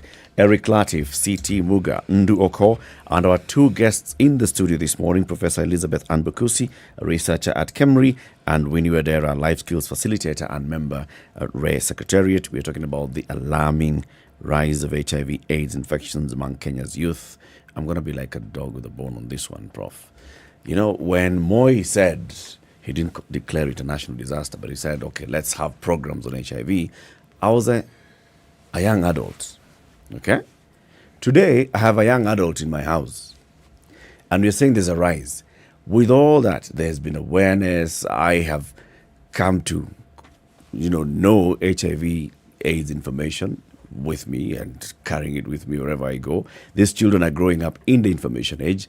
They have access to information not only from their parents, but from their teachers, from their peers. They have information from very many sources. So the word AIDS and HIV to them are not foreign. How HIV and AIDS presents itself, not foreign. That they have access to treatment, not foreign. That they have access to information, not foreign. Why do we have a rise in infections? That's an excellent question.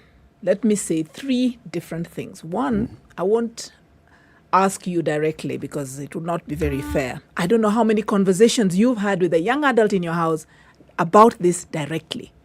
They know, you know, but nobody talks about it. So really the hard conversations, and not the read the newspaper, these are the statistics. The life skills that Winnie is talking about, being a life skills facilitators. What happens when you're at that party and somebody is putting pressure on you?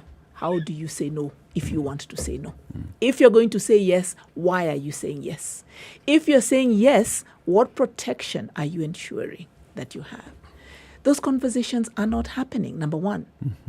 Number two, and I want to take it back to the conference we had a couple of weeks ago because I heard the young people say this. One young lady was talking about how one of the basic challenges, and she did challenges and say, why is it that there's so much that the government makes available, but sanitary pads always have a cost? Sometimes the young women are getting coerced or being induced into sexual activity by needs for being able to buy sanitary materials. As simple as that. Because that's such a challenge that someone can't get out of the house, can't go to school, can't do anything. So just to be able to get basics, why is it that there must be a cost to something as simple as that? Let's take it to the other side of treatment. Again, this is something that I heard at the conference said over and over again. And we had young people who have been infected with HIV from the time they were born. Stigma. A young person talked about how going into a clinic, there was even attitude from the healthcare worker, looking at them like, yeah, you're the people who go and get infected and then come and bother us. This is someone who was born with it. Yes. They had no choice. They said it's only after the healthcare worker looked at their file and realized that they had acquired it perinatally. Their attitude changed. Suddenly they were very nice to them. Why should that even be an issue? Why is it that we can't have adequate number of trained staff who know how to treat people with dignity, regardless of? The question isn't where did I get the HIV or how did I get it? I have it. What are you going to do to allow me to be able to have a normal life despite the fact that I have a lifelong infection that I have to live with? So the economic pressures, the social pressures, the issues around our healthcare facilities, are they available? Are they accessible? Are they friendly? Do they make those services available in a friendly manner? That is the issue. Right now, we've actually had a challenge with even accessing testing kits. You may want to get it tested, but you can't. Those are real problems. Have we left the foot off the pedal? To some extent, yes. Who's we? All of us. Every single one of us. After all, when we talk about our government responsibilities, isn't it you and me who vote and then put governments in? So it's our responsibility. Every single one of us. You know, in the early days of HIV care and treatment, there was a very, very big push to ensure that people who actually manage patients or people who come to the clinic for testing were trained appropriately. There was adherence counseling, that I think is still being offered. There was couple counseling. There was discordant couple counseling. There was basic HIV and AIDS counseling. And there was even a push to ensure that anyone who came across patients who might need attention in this particular area was trained in counseling. Now, I'm not sure whether that insistence and that push still exists. But stigma has always been an issue. And in my mind, stigma is an issue because HIV, the predominant conversation that isn't spoken is sex, and people are uncomfortable discussing sex. So whatever discriminatory attitude someone has, they come with them to the clinic, even if they're a caregiver. In fact, I think in the early days, one of the things we found, some of the biggest hindrances to the receiving of care and treatment the mother was in the manner that was appropriate were the healthcare providers, because they are the ones who had issues, not necessarily the patient. Because someone comes in and they're telling you about these problems, and partly you can reflect on your own issues pertaining to what you're being told, and it was a bit of a mix. I'm not sure we ever actually got to a point where we could say we had slayed that particular dragon and overcome it. Because biases are an inherent part of human nature. We tend to be biased. So now it's a question of just finding an appropriate bias to fit that particular situation. Even as we talk about there being an overwhelming number of younger people who have been infected, we are saying that as time continues, that there are more and more who are still getting infected. Is that what we're saying? What we are saying is, when you look at infections, new infections in this country, which is the group that has the highest risk, that is contributing the largest numbers to new infections? Okay. It is individuals aged between 15 and 30. What is the main reason why young people are not protecting themselves when they're obviously engaged in sexual activity? Now, that's why we are talking about Ray. Nothing about us without us. So you need to speak to this. This is your age demographic. I am not in that age demographic anymore. Because I mean, because we're saying, look, let's just be plain and simple here. Why are young people not using condoms? Why are young people not having these conversations? Why is this not taking place? Good question. So, like Mr. City said, the predominant conversation here is sex. So, every other factor aside sex, there's just general negligence amongst young people. because of lack of right information, we always tend to think that it's just HIV. I don't think it can knock on my door. I don't think you don't look like you're infected. So, we meet at the party, you're looking nice and all. I don't think you look healthy to me, Yeah. So it's just negligence and apathy, just living for the moment. Just living for the moment. It feels good now. And so just living for the moment. We don't really believe in, like going for testing.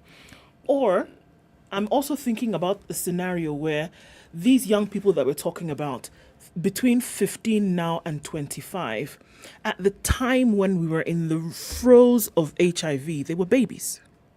Some weren't born. Some were not even born. So they did not have this active conversation. It was not, the ABCs were not everywhere for them and all of this. And by the time they got to this age, the foot had been taken off the pedal. The community conversation was not around HIV. So they've come back into a time whereby the conversation is not front and center. And the natural inclination then is to go towards having this carefree approach towards sex because it's no longer front and center. That's true, because I remember when growing up in primary school, we I think till like still at junior primary, we still had photos in school of HIV, AIDS being like a dragon, and it was scary, and you'd see billboards all over the place along the road where it was like a big red ugly dragon, and everybody was like, if this dragon bites you, like your shoulders would be pain and your shoulders would be like lifted. So it was like really, really scary. So everybody was like, oh my God, this is such a, you don't want this to catch you. But now, because of the we've reviewed how messaging, the communication and messaging, and so it's subtle, and so you're right. So now, as young people are growing up, they don't have that imagery that there was back like 20 years ago, maybe 15 years ago, and so now the damage does not look that bad. So that's, and there are young people who've never like really seen this kind of very, very ugly. So there's like, this is. Would you then say that the unfortunate situation here is that the ARVs and the availability have actually contributed, unfortunately, to this situation? Because what is there to fear? I mean, after all, you're not going to die, you're not going to grow thin, and ARVs are free. You will live with it. You live with it. That's a good way to put it. But before maybe Winnie contributes to that, let me just say, but the scare tactics in and of themselves are not always the best way to give a message. That's why we are saying nothing about them without them. We need to know what's the new way to communicate these concerns.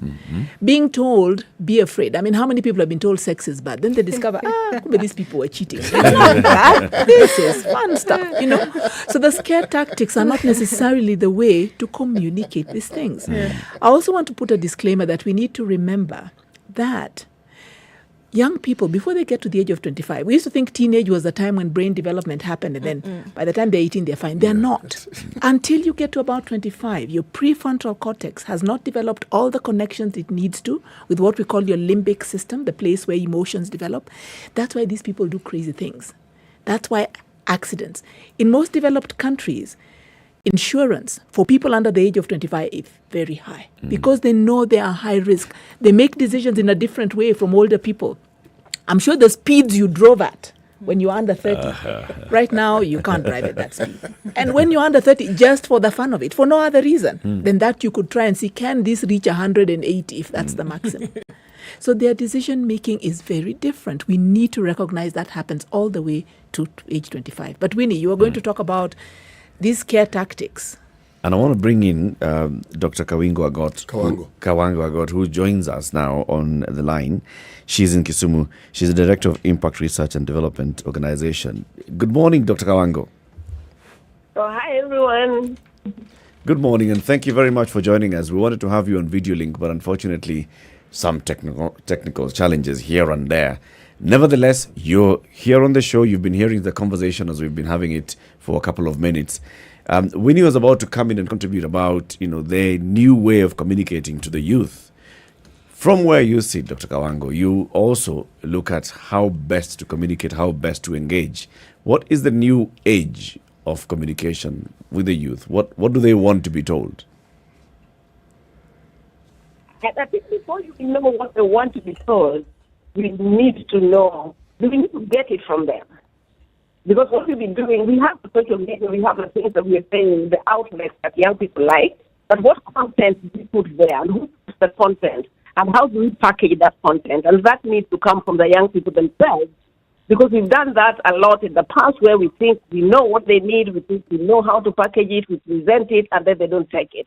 And that goes not just for the messaging, but also for the interventions that we come up with, and that are really effective, that, we've done so much work on it, and then you bring it, you put it on the shelf, and nobody's picking it up.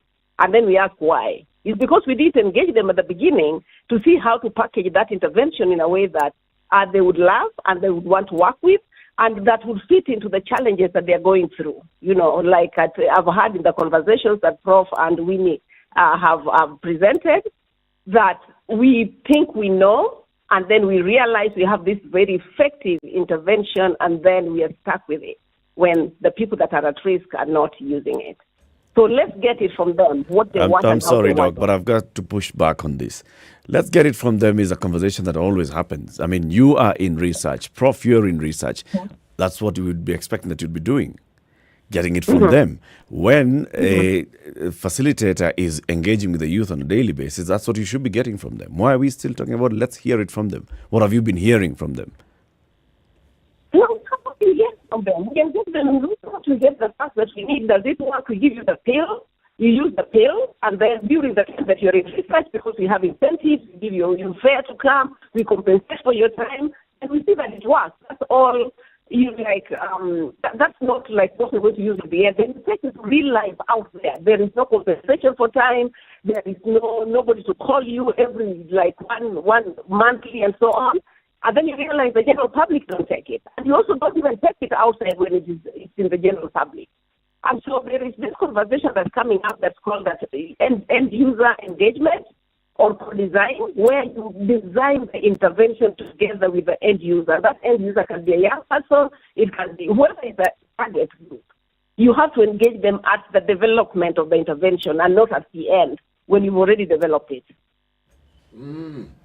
So what you're saying is that a 360 approach, whether it's the development of the drug, whether it's the development of the intervention, whether it's development of the process, young people have to be engaged. How do you do this in a way that guarantees that you actually have captured the requisite views of young people? What we have done and what is increasing now among researchers is that as you're thinking about the intervention, you're looking ahead. You're looking ahead at who your end users are. Then you bring them on board and you talk about these are the interventions that I'm thinking about. These are the products that I want to introduce. What would you like about them? And then you pull out the different components. You pull out the different structures, the shape, the size, the taste, the use in terms of the regimen. Is it daily, twice a day or something?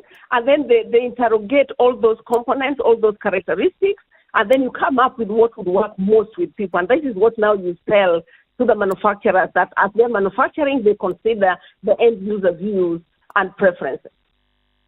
Maybe if I could add to that, another important component is getting the young people themselves to do the work. It takes a long time to be a researcher. It takes many years of training. By the time you get there, you still have ideas, but really, we know if you think about most of the innovations, they happen when people are somewhere between the age of 18 to 25. Young people who get brilliant ideas, maybe sometimes even quit college or don't want to quit college because they have something that's burning. So getting people at that young age to start to get involved in research. And that's where the 30 under 30 that Winnie was mentioning came in.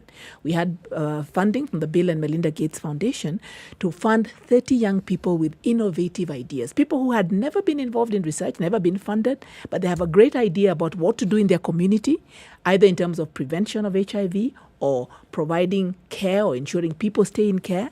And then the idea was fund them to do the research, to find the answers, or to implement these innovative ways that could make a difference. Can you tell us one of those ideas?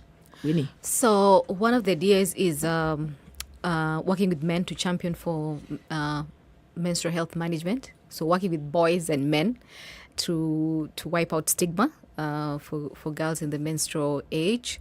And then another idea is working with male champions towards PrEP.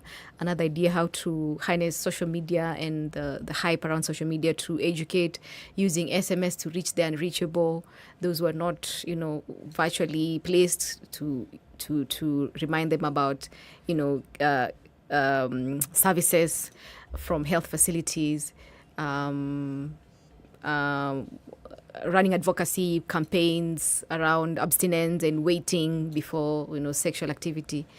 Yeah, quite a handful. And one very interesting one is called the Combo Park. And Combo Park is where a young person is designing a bag that has a pill inside, it has a clock or a watch, and then it has water. Because the issues that are around not adhering to medication is like, oh, I'm in the wrong place, I didn't even know the time, I'm in the wrong place, I don't even have water where I am, or I forgot the pill in this place. So what about if you have a pack where you have those three inside, and this pack is where there's your lipstick, there is your other things, and so nobody knows what is in that pack, and it's designed in a very nice way that people don't know, and she's trying to see whether would that improve adherence to ART. Dr. Kawango's comment just reminds me of one of the things that stood out for me in the conference is a young person who talked about taking ARVs, and he was someone who, again, acquired it when he was born.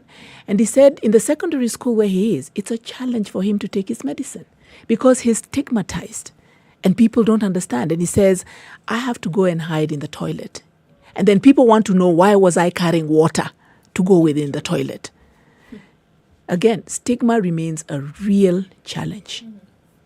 Well, I mean, I remembering that, one of the ABCs was then that behavior, right? And so then we obviously the physical action, of actually protecting yourself seems to have difficulty because there's pressure, etc., etc. So it seems as though if there was an overall mind shift, and it's across board, like you started off the conversation with, that it seems that will be the one that then inadvertently brings down the number of cases, but then again changes the mindset. And for me, it goes down to as young as school children and parents. And like I said, having a difficult conversation sometimes is the best conversation because it has to be had.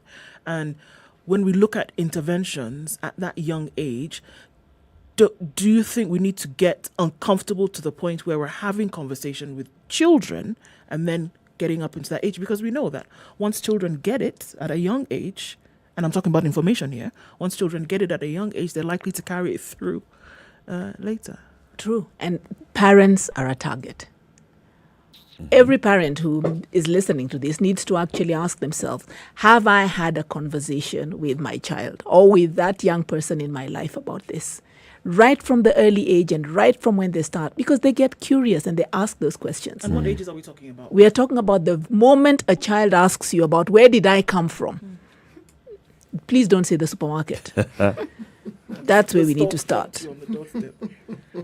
Start teaching them from the very beginning. From the very beginning. And make sure that they understand your values. Parents are afraid of talking about this, but the reality is your children want to know, what is your stand? What do you believe? Why do you believe that? What is your choice?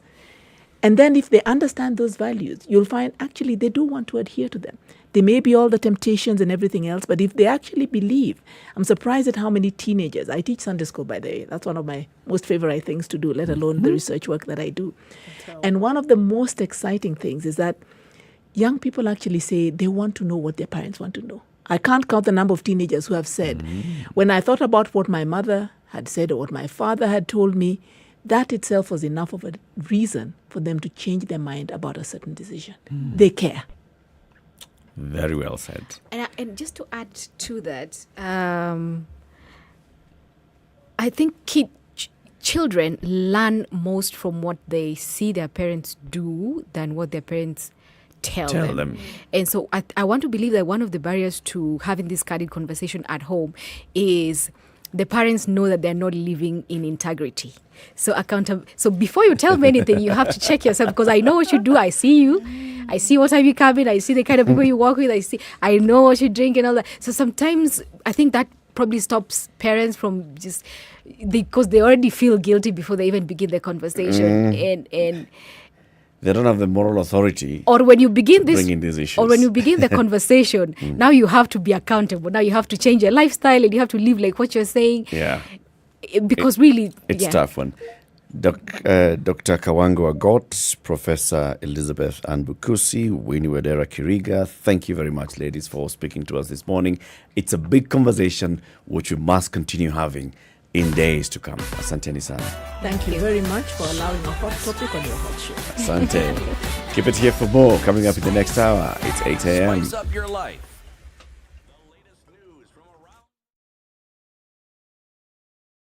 The latest news from around the world. 94.4 Spice FM.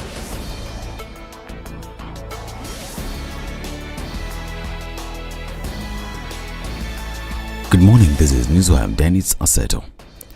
Interior Cabinet Secretary Fred Matiang'i has assured development partners that the government has put necessary measures in place to ensure a seamless handover after the August 9th general election, when Kenya is expected to inaugurate a new president. Speaking in Nairobi during the final roundtable with the partners, Matiang'i said there was no cause for alarm as critical preparations for the handover have already been made. Matiang'i also said that the government is doing everything possible to ensure the cost of living is managed. We're facing development challenges which have nothing to do with necessarily us. Some of them are as a result of global events happening away from us. The conflict in Europe has occasioned pressures on economies across the world. Inflation rates have gone up in Europe, in the US, and all over. We are doing our best to ensure that we tame inflation so that we can tame the cost of living in the country. These as development partners said they were happy with the plans the government has put in place to ensure that the elections are free, fair and transparent, for the pledging to assist Kenya when called upon. In terms of the preparations for the elections, I think there was a very, not only a convincing presentation from the side of the government, but also a lot of very practical examples of how the country is prepared to make sure that the elections can be safe, secure, open and peaceful. And that is a joint interest that we have as development partners with the government. So that makes us feel comfortable, and we will be at the assistance of the government whenever there's a call upon us. Now, Azimio Moja One Kenya Coalition presidential flag bearer Raila Odinga has undertaken to develop strategies to harness the blue economy for the benefit of Kenyans if elected in next month's polls.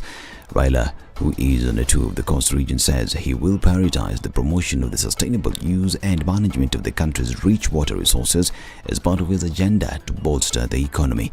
Raila, who was in the company of his running mate Martha Karua and a battery of other leaders from the coalition, gave the example of Namibia, which has invested in the largest land-based fish processing facility in sub-Saharan Africa, the Seaflower Pelagic Plant, with the processing capacity of 600 tons of horse mackerel per day, to great benefit. He spoke of how onshore and onshore jobs have been created in the freezing plant, the cannery, the fish meal plant, and 2 Namibian vessels that harvest fish for the factory. He added that he will ensure that the port of Mombasa is active and benefiting the locals. Wale ambao walitotoa bandari hapa wakapeleka Naivasha wanajulikana.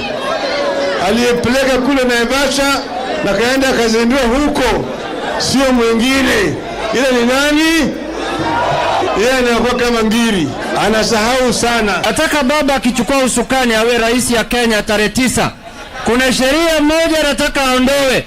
Sheria ambayo inasema, ambayo ililetwa na William Ruto akiwa naibu wa rais. Yeye ndio ameleta hiyo sheria bungeni na akalazimisha kupitia Duale ipitishwe. Sheria ambayo inasema mzigo yoyote ambayo inakuja katika bandari lazima ibebwe na SGR. Lazima baba towe hiyo sheria, watu waruhusiwe wabebe na malori zao, wabebe na matrela, wabebe na mgongo. This as Deputy President William Ruto accused his main opponent in next month's general election, Raila Odinga of Azimio Moja One Kenya Coalition, of carrying out a dubious campaign aimed at creating an image that he is the favourite. The United Democratic Alliance presidential candidate alleges that Raila is working in cahoots with pollsters to manufacture findings that place the former Prime Minister in a strong position ahead of the August 9th election. In fact, the DP claims that Raila is bribing the opinion poll agencies to generate numbers indicating that he is the man to beat. He says his Kenya Kwanza team wants to change the lives of Kenyans. Kwa sababu mmekosa agenda, mnaongea juu ya hasira ya Ruto. Mimi nataka niwaambie, wacha hasira ya Ruto. Hasira ya Ruto ni kidogo. Hasira yenye iko na hawa wananchi ambao wamelala njaa, ambao wamepandishiwa chakula, bei ya chakula. Tarehe 9 mwezi wa 8 mtashangaa ile hasira wa Kenya watapiga kura nayo kusukuma nyinyi mkwende nyumbani kabisa. And the Intergovernmental Authority on Development has named former Ethiopian President Dr. Mulatu Teshome the head of its election observer mission to Kenya. IGAD made the announcement as Kenya inches closer to the August 9th general election. Wagne wished Kenyans a democratic, peace and successful election. This is Newswire. I'm Dennis Alceto. Good morning.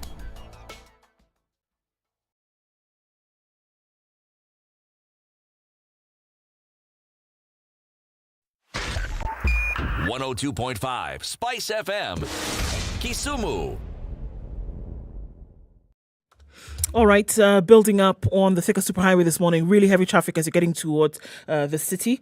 We're also looking at traffic on Kiambu Road. That is still doing its thing. It's actually not too bad today, but our usual hotspots of traffic every morning is where we're looking at Langata Road, out towards Ngong Road, Jogo Road through to Landis and out towards Kamkunji. Coming off Mombasa Road today towards North Airport Road, and then getting onto the onto Outer Ring is where you see the most of it right now. Not too bad. We can get through it. Let us know what's going on where you are, and then let's talk on SpiceFM KE on Twitter.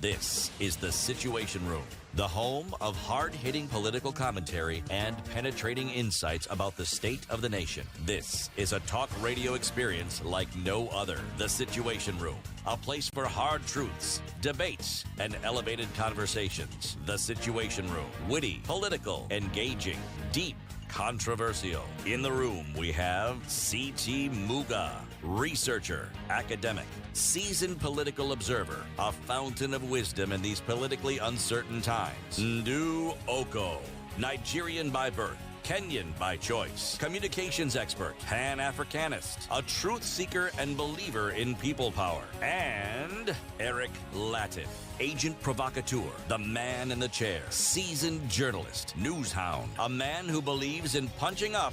We are glad that you're choosing this as the way to start your day this lovely Friday morning, the 15th day of July 2022, 7 after 8. Good morning and welcome to the third hour of Kenya's biggest conversation today. We have another guest in the studio. Today we are celebrating World Youth Skills Day 2022. Before we introduce the guest, the day's proverb. Good morning, boys and girls. The proverb of the day is brought Yes, to you you do. by Okoh Yes, Fresh this is Gel. our final proverb from the Kingdom of Eswatini. Mm-hmm. Ask directions from those in front of you. Ask directions from those in front of you. Yes, in the language in which it was originally written, Indlela ibutwa kulaba sembili. Indlela obutwa kulaba sembili. Yes. Ebu explain that proverb. Well, someone in front of you, literally speaking, doesn't necessarily mean that the person is physically walking in front of you. It just means somebody who probably understands something that you don't. So in front here means they have more knowledge than you do. There are those who attribute this to someone being older, in a traditional setting, the elders, or in modern terms, profession. Someone who is a professional will tend to know more about the subject matter of their profession more than somebody who isn't. Yes. So if you are seeking advice or you want to understand, talk to this person who's in front of you. Talk to this person who has more knowledge than you do. Ask directions from the person who's in front of you. Yes, that's how it's put. Brush your teeth twice a day with Aqua Fresh Gel, the secret to long-lasting fresh breath, strong teeth, Okay, and our healthy guest bones. this morning is Engineer Stephen Ogenga. He is the Director General of the National Industrial Training Authority. Engineer Ogenga, good morning. Good morning. Welcome to Kenya's biggest conversation. Thank you. That's the hot seat of the biggest conversation. Don't worry. It's cold out there, so it being hot in here is a good thing. Blessing, is it? It is. Yes. Now, today you're here because we're celebrating World Youth Skills Day 2022. You'll tell us about this day and why it's important. But let's begin with the institution that you represent, that you head. What's the National Industrial Training Authority for the people who don't know? Yeah, thank you very much for hosting me this morning. It's a privilege to be hosted here at KTN and SpiceFM. My name, as you've heard, is Stephen Ogenga. I'm currently the Director General of the National Industrial Training Authority, NITA. NITA is a state corporation under the Ministry of Labour, established under CAP 237 of 2011. And our purpose and mandate for this economy is to be able to ensure that we produce workers for the economy who will be very productive and competitive.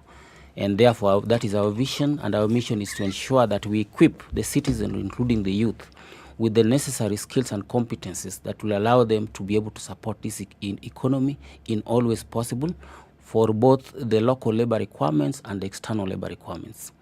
And we do this through several functions and programs, including carrying out industrial training, assessing and certifying the citizenry, and regulating training providers for this economy. And we are supported, of course, by an oversight of social partners that include the Federation of Kenya Employers, the Central Organization of Trade Unions, and more importantly, the government.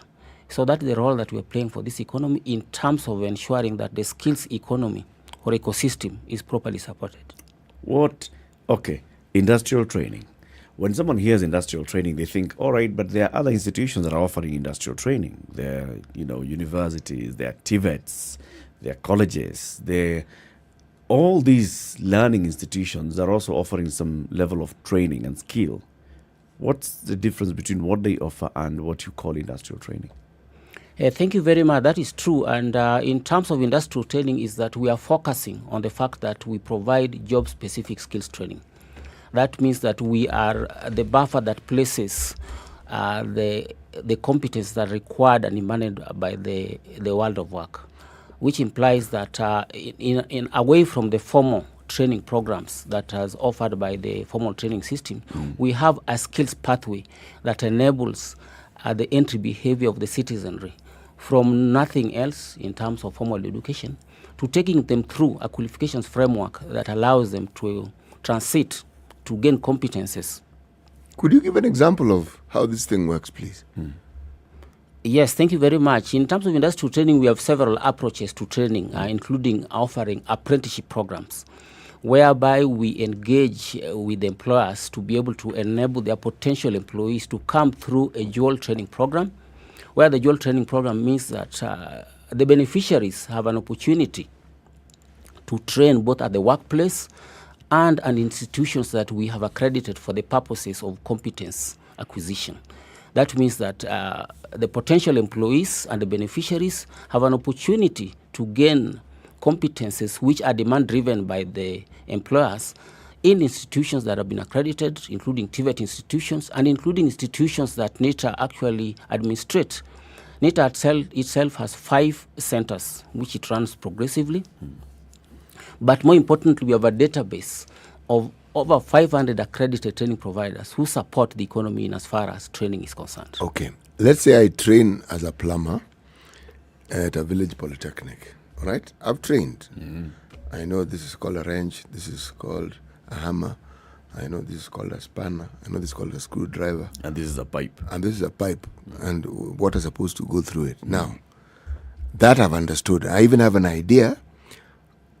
What does NITA do to make me more proficient in the workplace? I've already trained at the polytechnic. What exactly? Beyond, you said apprenticeship. Okay, for instance, so where will they take me? The Ministry of Water? Or these, what are these water organizations we have all over the county called?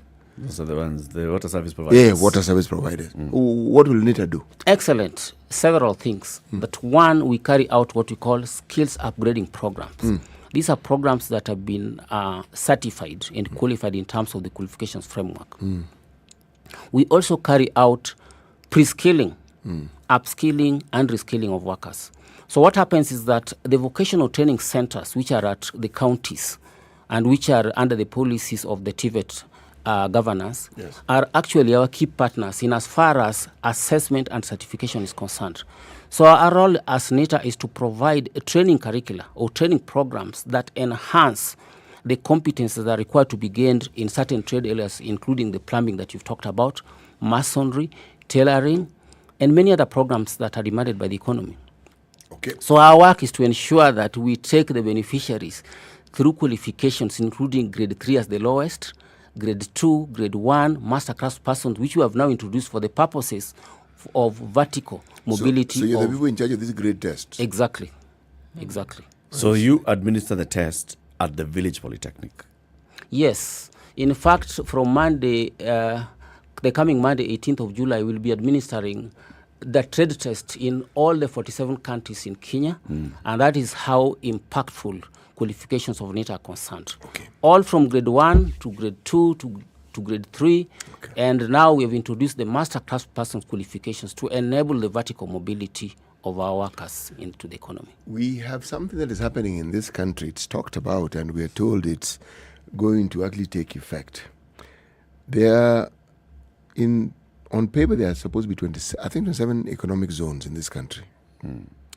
Now, the economic zones will require certain expertise.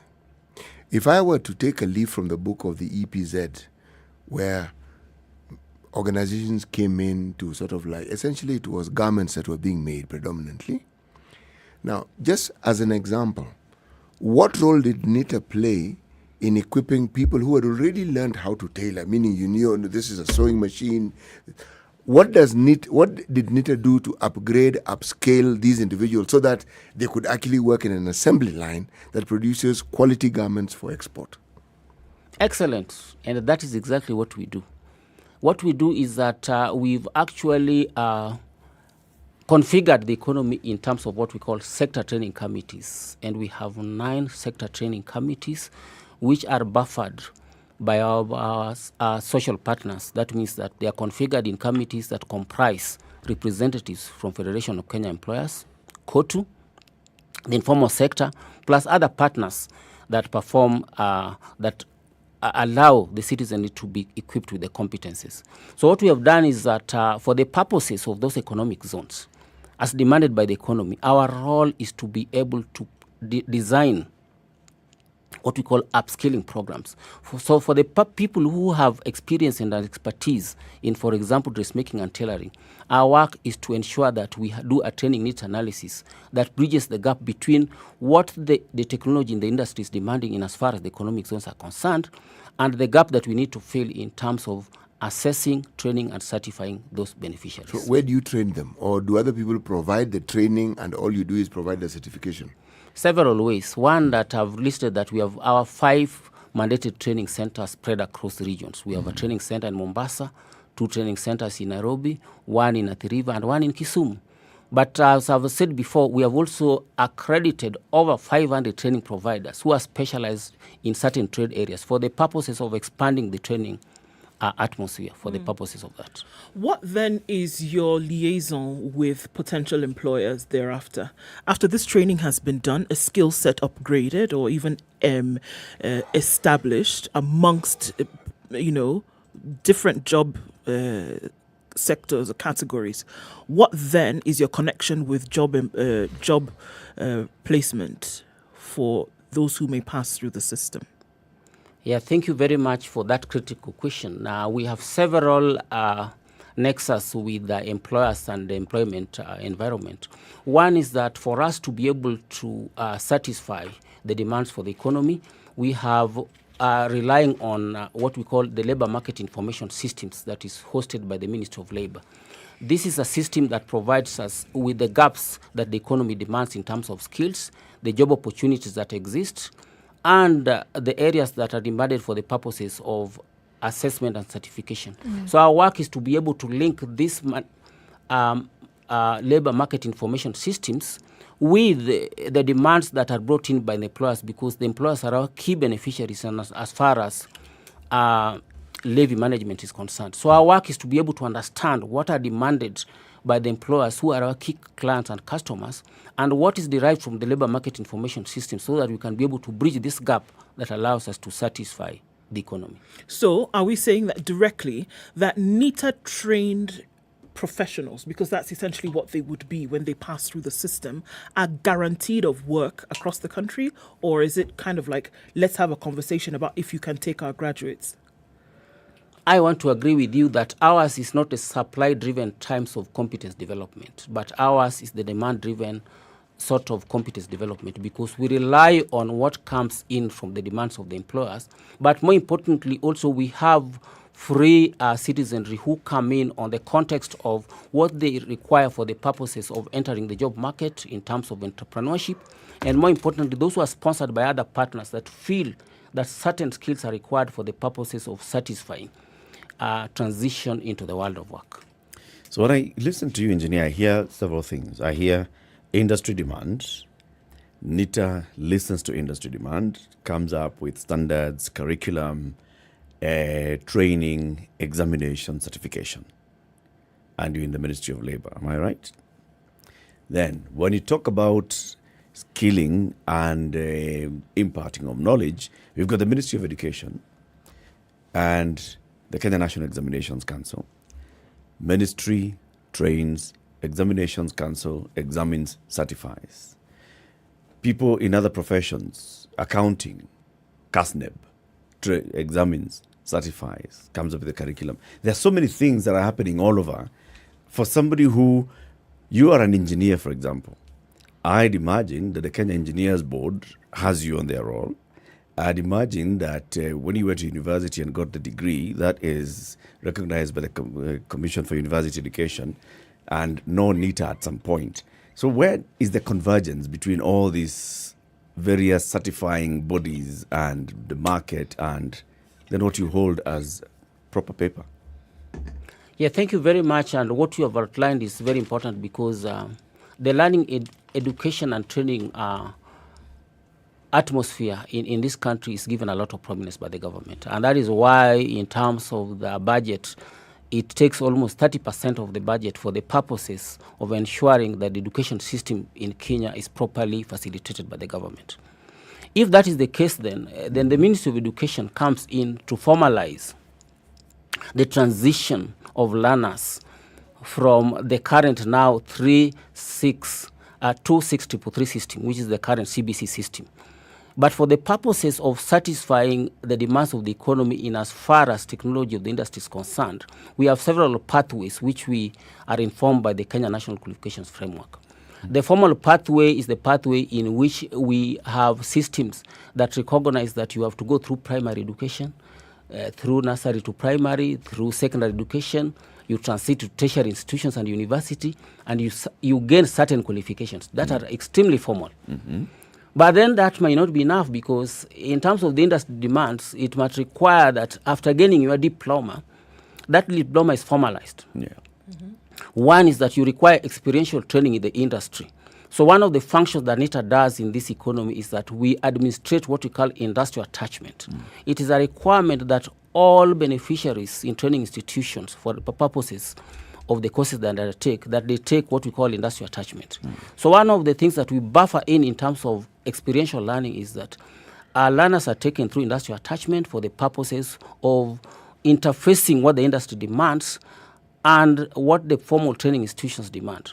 But more importantly, again, as you get into the world of work, you discover that the equipment, the machinery, the behavior that is demanded by the world of work would require that you are upskilled or reskilled for the purposes of the dynamics of the economy. And that is where NITA comes in. That we provide a pathway that includes an entry behavior that is more open. That you can have a beneficiary who is skilled in a certain particular trade area, but requires upskilling for the purposes of matching the demands of that particular workspace. Of the workspace. And then we take them through apprenticeship, take them through short-term programs, which are informed by national occupation standards, into qualification packs that then can be assessed and certified through the accredited qualifications in the National Qualifications Framework. Very, very elaborate pathway. The law that establishes you, does it also mandate industries to support NITA? Is there something like a levy that they pay? You are very right in that context, because when you look at our functions, is that one of our functions is to ensure that we partner very strongly with all employers in Kenya to be able to support our programs through the industrial training levy system, whereby it is required by law under that function that all employers would be able to remit to that industrial levy fund an amount equivalent to 50 shillings per month per employee, which is remitted through our systems that we established in as far as support is concerned. What does that money do? That money does several things. One is that it is the fund that is used to be able to reimburse the trainings that is demanded by the employers. So when employers then require that they upskill or capacity build the employees, then they'll be able to request for that support, identify a training partner. That training partner must be accredited by NITA. Then we are able to then process that requirement, and after they have trained or before, then we make sure that we return an investment on that particular levy for those employers who are compliant for the purposes of capacity building their workers. Is NITA certification mandatory? Like, if anybody in these sectors who then comes for this additional training after having gotten their diploma, and then you're going on to, a further placement, for example, is it mandatory that I present NITA certificate, for example, to be able to get placement? Thank you very much for that. Yes, for the purposes of standardizing the behavior of workers in this economy, NITA certification is highly recognized, not only nationally but also globally and regionally. For the purposes that, for example, if you want to be a licensed electrician, it will be required that probably you have an NITA grade 1, and then you are taken through EPRA so that you are licensed as an electrician in this country. And that is how important that certification is for the purposes. But is it mandatory?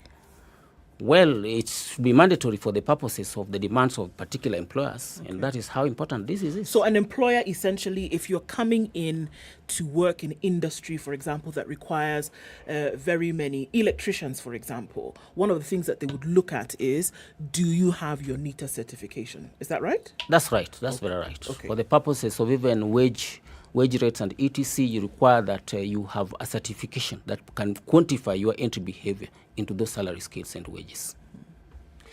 How old is NITA? Well, as you see from our logo, we were established in 1925, and we have transited through those ages up to now. So we are actually old as from 1925. Were you always called NITA?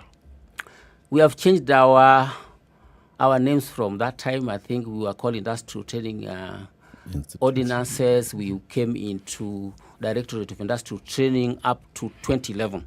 So up to 2011, we actually a directorate in the Ministry of Labour for the purposes of our functions. But then we became a state corporation in 2011, established by Industrial Training Cap 237. One of the footprints that I actually have come across with motor mechanics. That's where I actually understood that there was this grading system. Now, you say it is internationally recognized, meaning if this nephew of mine who wants to be a motor mechanic and has gone through the grades and gotten the highest grading possible, are you saying that that grade will be recognized across the border in Uganda or in Tanzania? Excellent and true. For the purposes of the qualifications framework, which is now recognized both nationally and regionally, and almost globally, it is important that even for labor mobility and to access certain labor markets, for example, now Kenya is a supplier of labor. We export labor to other countries, including the Middle East, including domestic workers. It is important and a requirement that the bilateral agreements demand that we have to certify those immigrants of labor for the purposes of their acceptance. And therefore, the NITA qualifications form the basic requirement for certain levels of immigration or migration of workers to other economies. What's the highest certification that you give at NITA? Yes, for a long time we have been offering qualifications from grade 3 as the lowest, followed by grade 2 and grade 1. But now we have introduced certain grades beyond grade 1, what we call master craft person qualifications, which now go up to level 8 of the Kenya National Qualifications Framework. Can those then be transferred? If someone wants to upskill and to go into a more formal sort of education, they want to get a diploma, a degree, yes, academic qualification. Can they use their qualifications, their NITA grade 1 or grade or the new ones that you've introduced, and they get some credits when they're enrolling for degree? Very, very true. And that is why we have the qualifications framework for horizontal mobility of qualifications. For example, when I say that the highest qualification for NITA now will be professional master craft person, that is equivalent to level 8 of the qualifications framework. That is actually equivalent to a postgraduate degree in Kenya, level 8. So you can imagine that even at, say, level 4, you can easily transfer, credit transfer your qualifications to the other formal qualifications, maybe equivalent to diploma or etc. Okay. Let's take a break. We'll continue this conversation shortly after this break. Engineer Stephen Ogenga is the Director General of the National Industrial Training Authority, NITA. We are talking about how NITA is actually helping in upskilling our youth, because today is World Youth Skills Day 2022. Reminding you about election bill and norma. We are going into an election in how many days, Ndu? 24 days.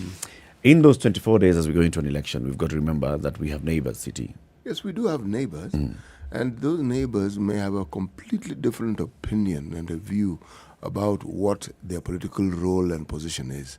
And when they express it through their support for individuals and eventually through the ballot, we must be accommodating and understanding that even after the election, they'll still be our neighbors. And that the differences that we now see with the election have always been there. They're just now being manifested because you probably support different candidates. Election bill and norma means you can go through all these processes and yet come out of it at the end, remembering that life goes on even after the elections. Indeed. Yes. The Standard Group has partnered with the National Cohesion and Integration Commission to push this campaign and this conversation. Election bill and norma, penda jirani. We've got our teams out on the ground this week and into next week. Our teams, I think, are in Eldoret today. They've been in Kericho in the last couple of days, engaging with the people, especially looking at the hotspots that the NCIC had mapped and said, these ones are likely to experience some violence. Just engaging with the people and preaching the message. Elections, bill and norma, penda jirani. We'll be back shortly.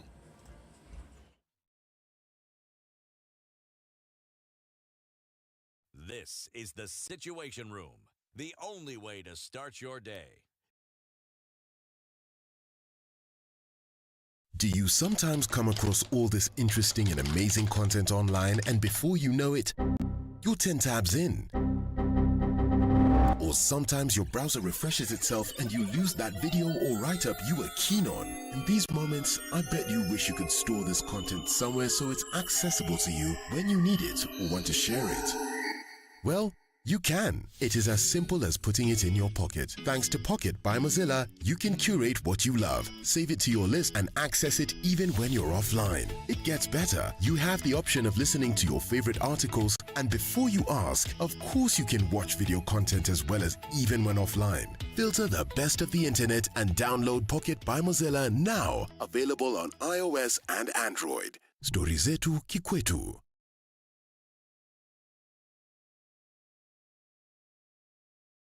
We know it is cold, but Cold Stone Creamery has hot deals for you. This month, enjoy cups of rich and creamy ice cream, delicious ice cream cakes, and fresh oven-baked cakes at amazing prices. Cloudy conditions in Nairobi today. We will see highs of 22. 15 and sunny in Nakuru, highs of 24 and lows of 13. 21 will be the high and cloudy in Nyeri at 16.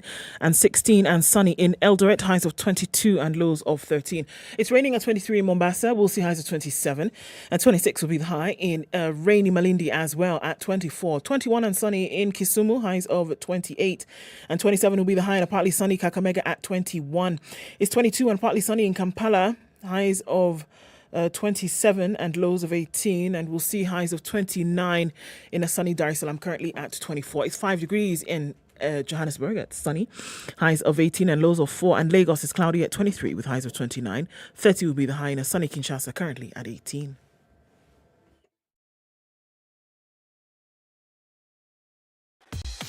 Welcome to Spice FM, the best exclusive radio station bringing you the best mix of the best music ever.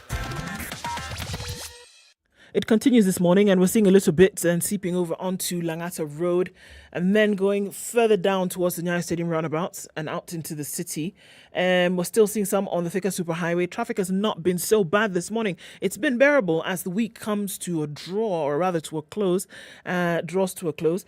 And then what else are we looking at? Coming off Westlands, Waiyaki Way, a little bit here and there. Again, nothing too crazy. It's been a good day as concerns traffic. But don't tell anybody. Let's wait and see what happens by the end of traffic hour. Let's talk SpiceFM KE on Twitter.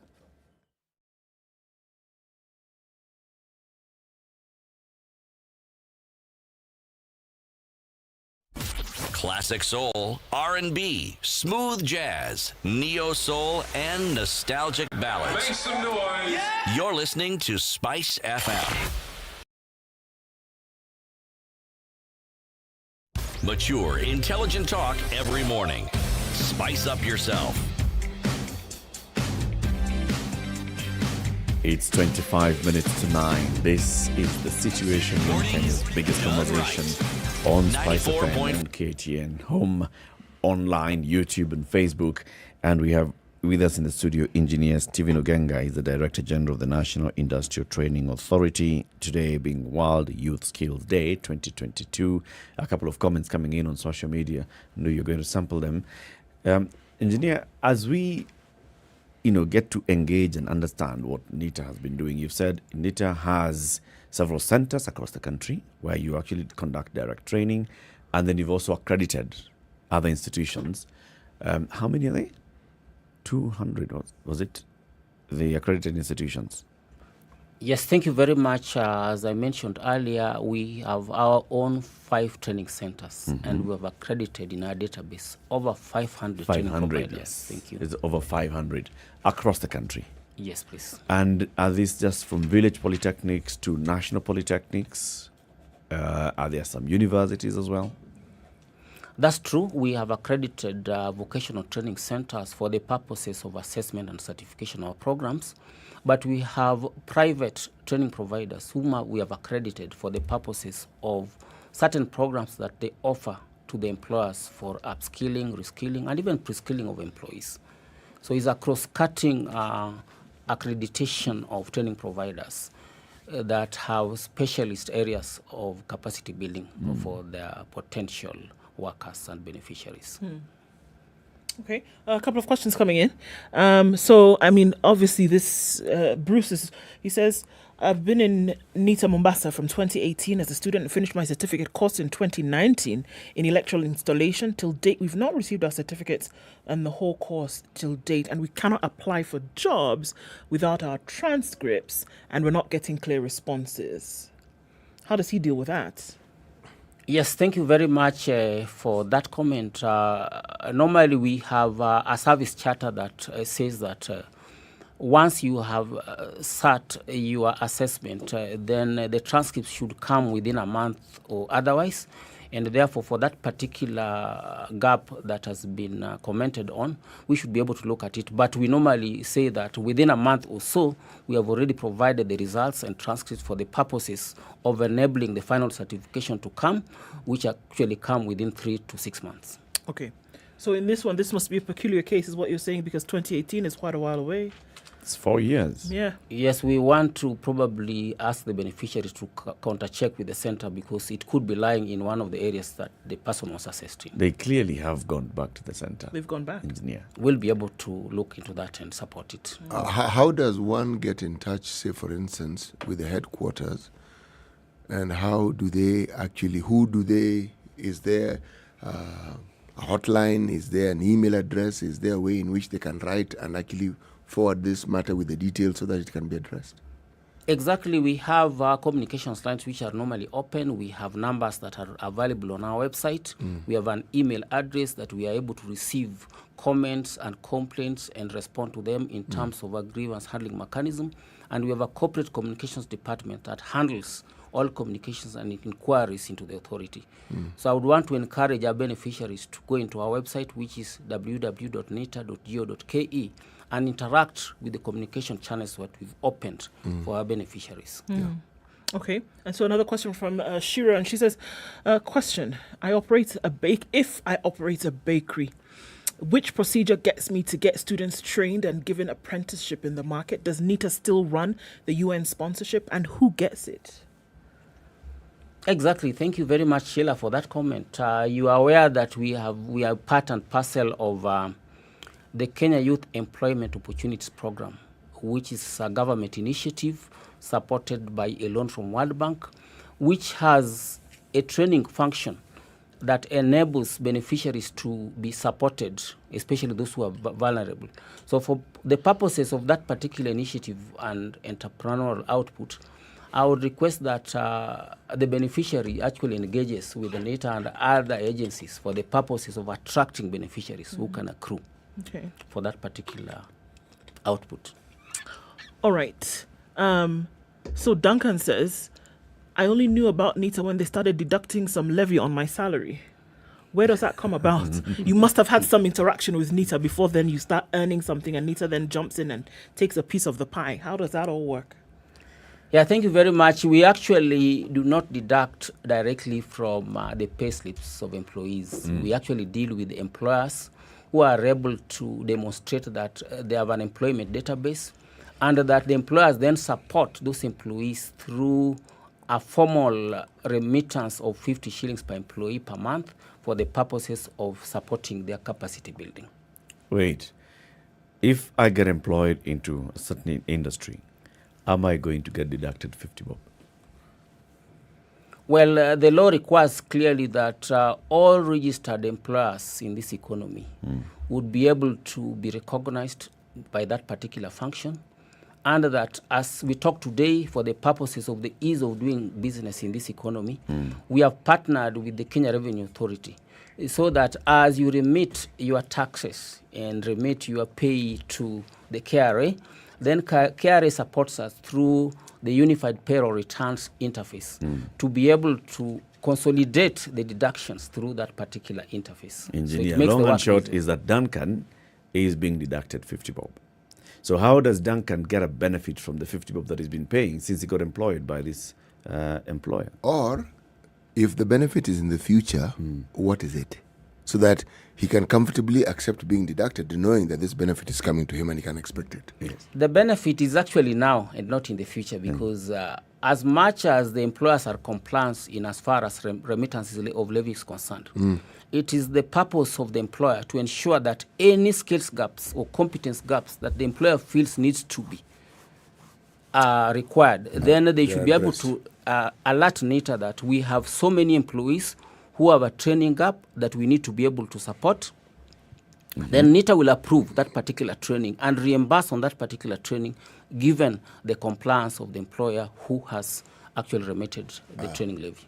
I see. So what you're saying is that if there is a gap in competency, this 50 shillings that this gentleman is having deducted from his pay is what contributes to what NITA, the input NITA will bring into the organization to fill that gap. Very true. That we work very closely with all employers in Kenya. And that is why in our configuration and oversight, we have the Federation of Kenya Employers, who then assist us in formulating and also supporting the fact that we need to sensitize, and we have always sensitized employers that let us benefit from this pool fund that they remit every month at the rate of 50 shillings per employee. So that now we require that employers then determine through a training needs analysis the skills gap that are demanded by the technology in that particular employment environment. And then we support them through accredited training providers, notwithstanding our own centers, to be able to access employment based on that compliance that they have remitted through the industrial training levy. So it's upon then the employer to assess their own skills gap and then seek a trainer, an accredited trainer, and take their employees through this. If an employer does not feel there's any skills gap here, and Duncan has been working for this employer for 5 years, and Duncan feels that he'd like to upgrade his own skills, can Duncan directly apply and benefit from this pool?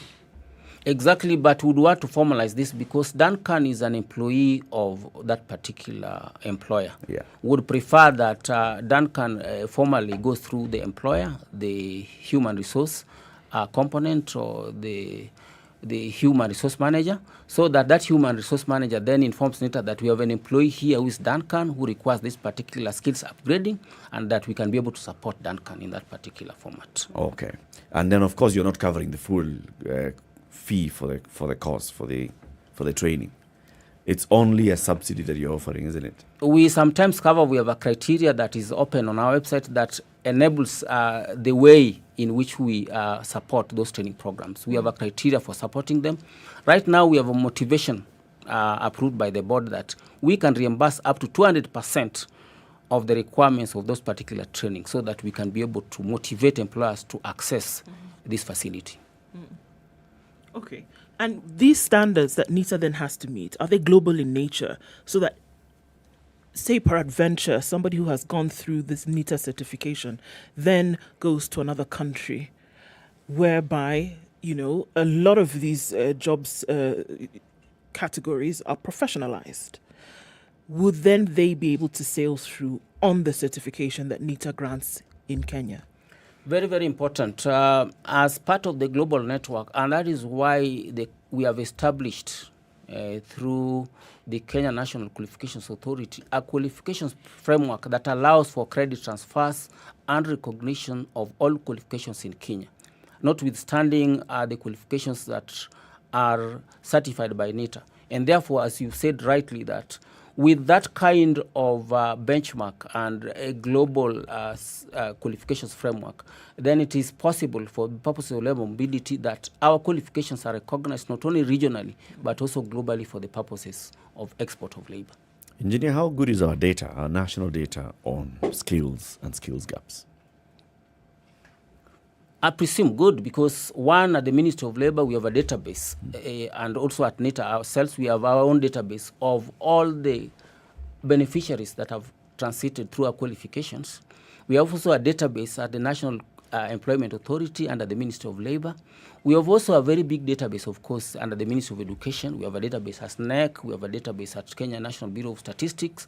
So all this then can be consolidated to inform the kind of requirements for skills mobility within and without. Okay, so I presume that we are pretty good in terms of those kind of databases. The way you've put it, we have various databases that show us how many people are qualified in whatever skill.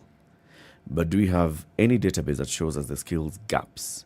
You say you work very well with the Employers, Federation of Kenya Employers, with the KOTU, Central Organization of Trade Unions, and others. Those are from the market end. Do you come together and actually produce a report that shows in this particular year, we don't have people who are at a certain grade in terms of, say, what the city was talking about earlier, plumbing, in electrical, in any other skill? Do you have that shows us at this level we have X number of people which is able to meet the market need? At this level, the market requirement, the market demand is this, and we are only able to meet 70% of it based on those people who have qualified and are certified with this level. Do you have that? Yes, the Ministry of Labor has the Kenya Labor Market Information Systems that quantifies, profiles, and aggregates exactly what we're saying. What skills are demanded in particular sectors, what kind of skills that we have to satisfy those demands, and therefore within that particular labor market information systems, we're able to determine the demands that are accredited to particular, sectors of the economy, and that is therefore true. Recently, the Ministry of Labor has just carried out a skills and occupation survey to enhance the capacity to determine the nexus between the skills required by the economy and the skills that have already been provided for those particular job demands. From that database, what's the most glaring skill shortage? Well, when you look at the skills pyramid, of course, at the database of the skills pyramid at the lowest qualifications that the artisans. And when you look at a particular industries, you'll discover that, for example, in the building subsector, there's more demand for plumbers in this economy than the number of plumbers that we can produce. So our work as NITA and other agencies is to ensure that we sensitize the youth and the population to go towards meeting, for example, the demand of plumbers in Kenya, not only in Kenya but even regionally. So one of the highest gaps that we have in terms of that particular subsector is the demand for plumbers in this country. I've been told that, I'm not sure it is true, but I've been told that among the gaps we have are gaps for specialized welders. Now, I don't even know. What is specialized? I don't know about welding. I thought welding was just welding. So, you know. Why I give that as an example is because if we were to look at the technical skill sets that are available in this country, and we look at the demand that we have for the growth and development that is envisioned for this country, my question is, what is NITA doing to ensure that the needs are actually met? Very, very, very true. I totally want to agree with you that we actually have a shortage of specialized welders in this country. What are specialized welders, first of all? Specialized welders are those welders that are required, for example, in the pipeline industry for high-pressure welding, underwater welding, and other types of welding that require highly specialized welding. Underwater welding? Underwater welding for the purposes of underwater activities. We have a tinge pipe and running underwater, and it has burst. So you weld it underwater? You go underwater. Yes, for the purposes of the blue economy, which is highly supported by this government, we have requirements for underwater welding for our maritime systems and also for highly pressurized welding pipelines, including the Kenya pipelines. Those require expertise that the country is trying to meet at this point in time.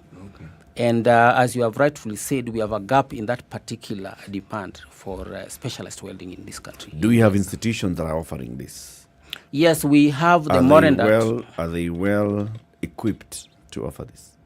Yes, having noticed that gap, and you are very right, in this economy, then we, as NITA, have partnered with other specialized providers and consultancies to be able to provide a training system looking at the national occupation standards for specialized welding and partnering with other agencies, including the Morendat, including the Geothermal Development Corporation, Kenya Pipeline, so that we are able to profile and customize specialized training programs that are actually benchmarked with the global standards as borrowed from other economies who have stabilized specialized welding programs.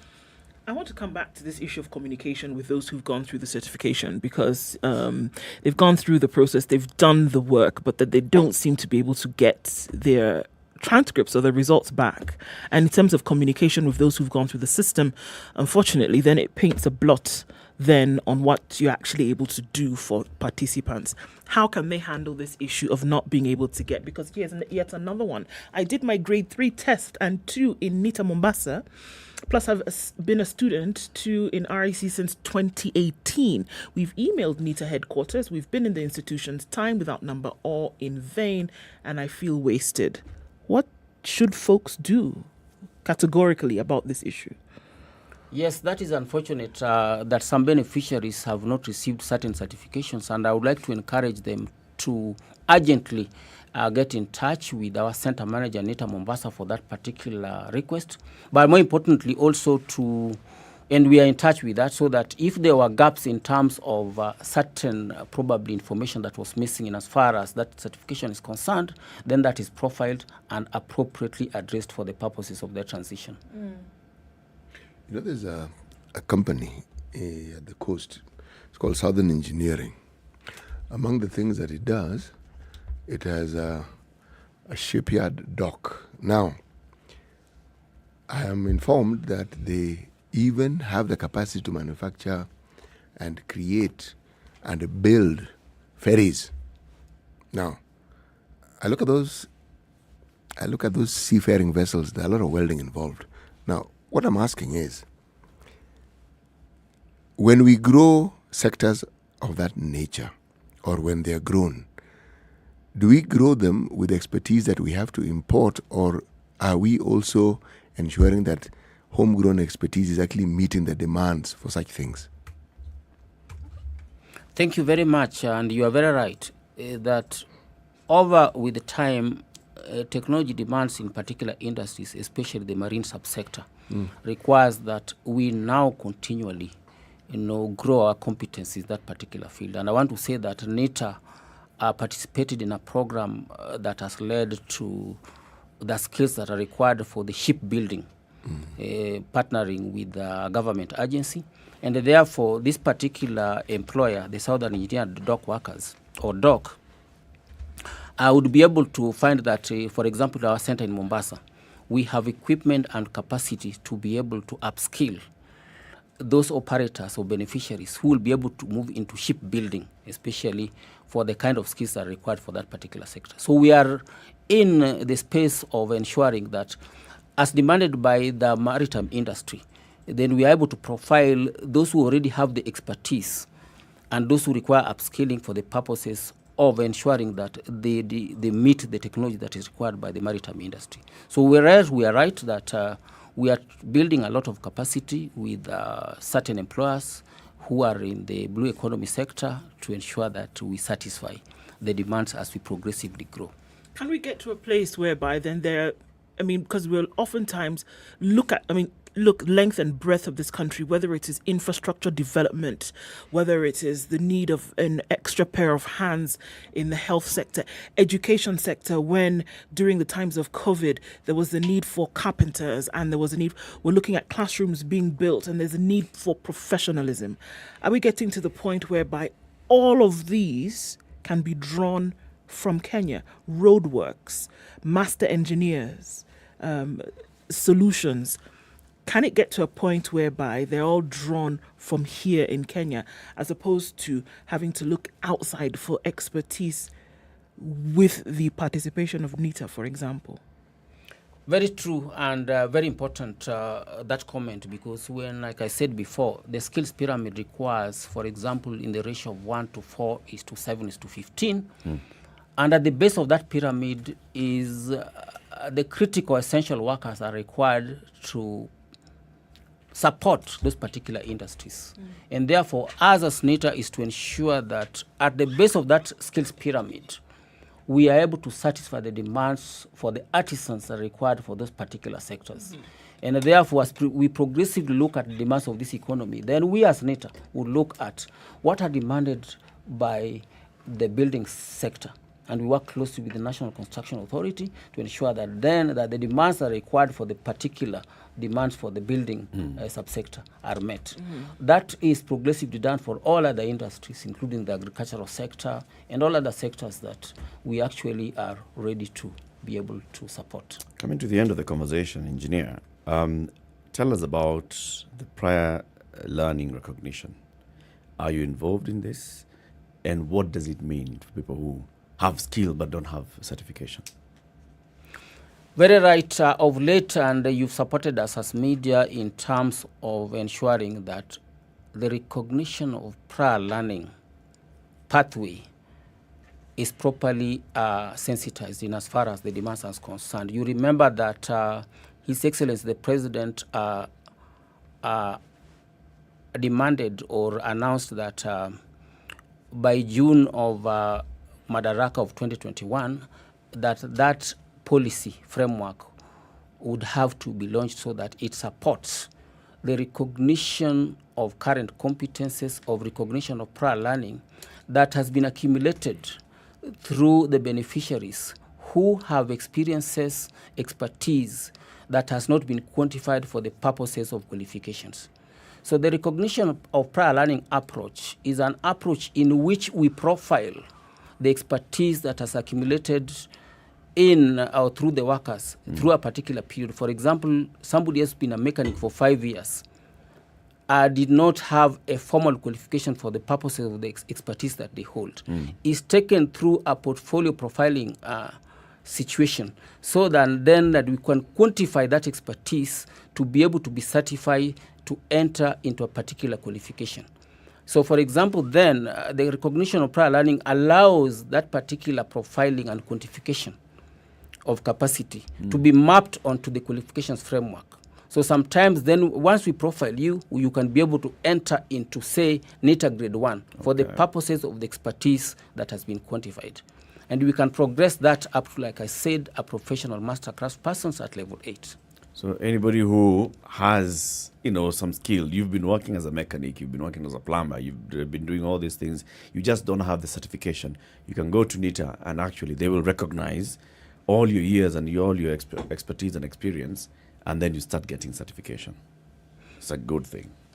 Exactly. We have had a successful pilot program of the same, and we believe that once that opens up, then a number of citizens who have expertise over periods of time will be profiled and quantified and be certified for the purposes of labor mobility. Asante sana. Engineer Stephen Ogenga, Director General of the National Industrial Training Authority, has been here with us. We've been talking about what NITA does today as we commemorate World Youth Skills Day 2022. The future is not bleak. The future is bright. There's a lot that's being done, just that there's not much awareness. And now that's why we're here, to create that awareness. Keep it here for more conversations coming up in the next hour. A very good morning to you, 9 a.m.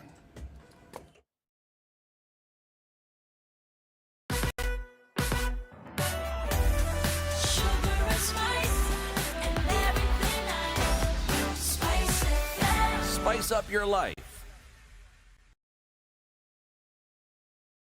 The latest news from around the world. 94.4 Spice FM.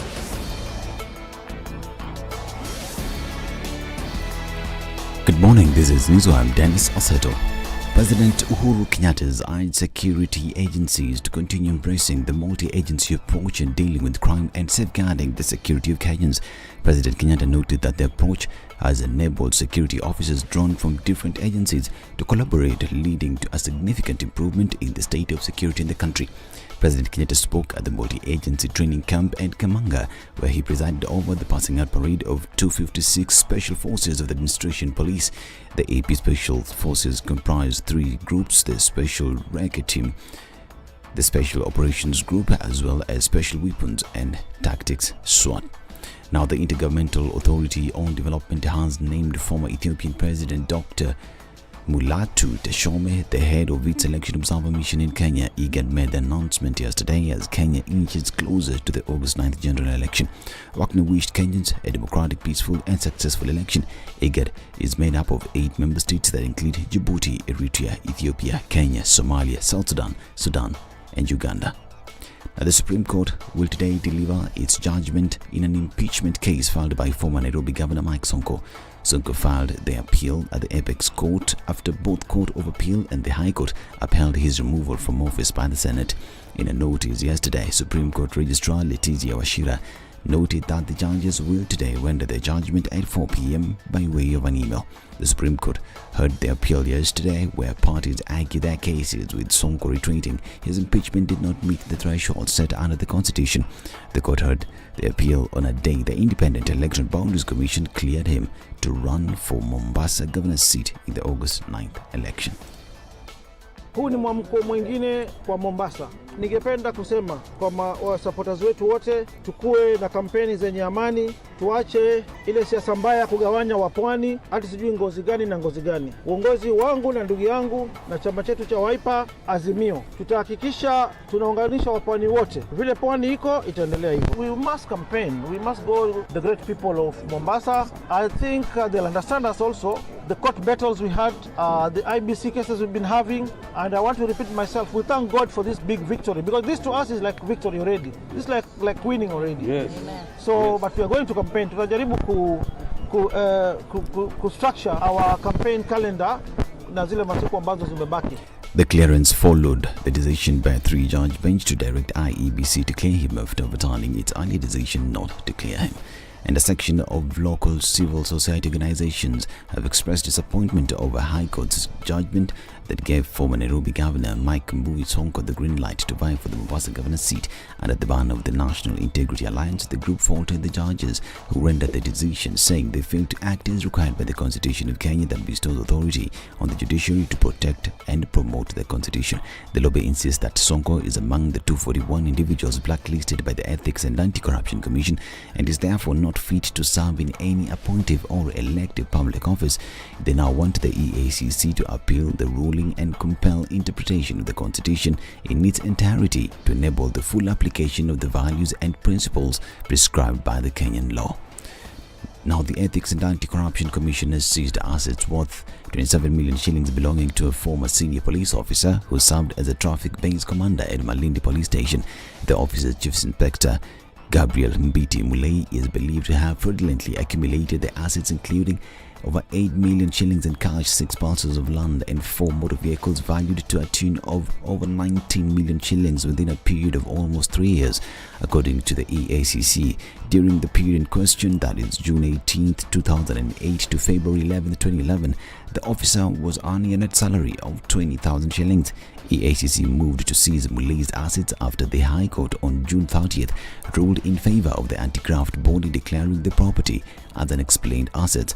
The officer is also required to pay 10 million shillings to the government as part of the unexplained assets he accumulated. And President Joe Biden is stopped short of committing to raise the 2018 murder of journalist Jamal Khashoggi with leaders in Saudi Arabia this week, instead saying he always brings up human rights and that his views on the matter have been made absolutely clear. When Biden travels to Jeddah, Saudi Arabia today, he will hold a bilateral meeting with Saudi King Salman and his advisors, including Crown Prince Mohammed bin Salman.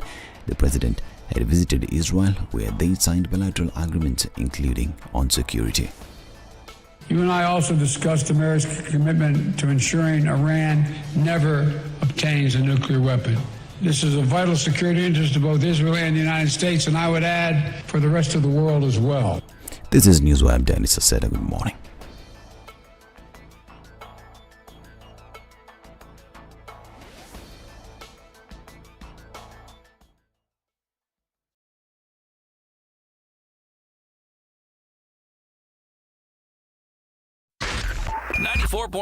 Spice Okay, FM. a few minutes after 9 o'clock. Traffic has not Nairobi. been too sticky today. A little bit on the thicker superhighway, then coming into the city. And it should be all right once you get past that Pangani underpass and then getting into the CBD. All right, we're looking at a better situation as well coming off of Langata Road, and that has reduced some.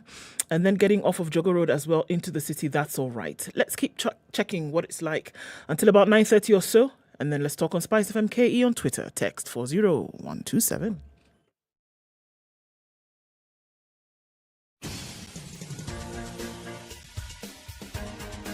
This is The Situation Room, the home of hard-hitting political commentary and penetrating insights about the state of the nation. This is a talk radio experience like no other. The Situation Room, a place for hard truths, debates, and elevated conversations. The Situation Room, witty, political, engaging, deep, controversial. In the room, we have C.T. Muga, researcher, academic, seasoned political observer, a fountain of wisdom in these politically uncertain times. Ndu Okoh, Nigerian by birth, Kenyan by choice, communications expert, Pan-Africanist, a truth seeker and believer in people power, and Eric Latiff, agent provocateur, the man in the chair, seasoned journalist, news hound, a man who believes in punching up, not down.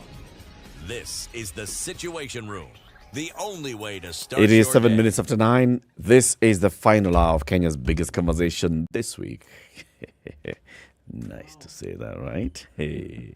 Yes, it's Friday, and we are here. We'll be here until the top of the hour. It's the 15th day of July 2022.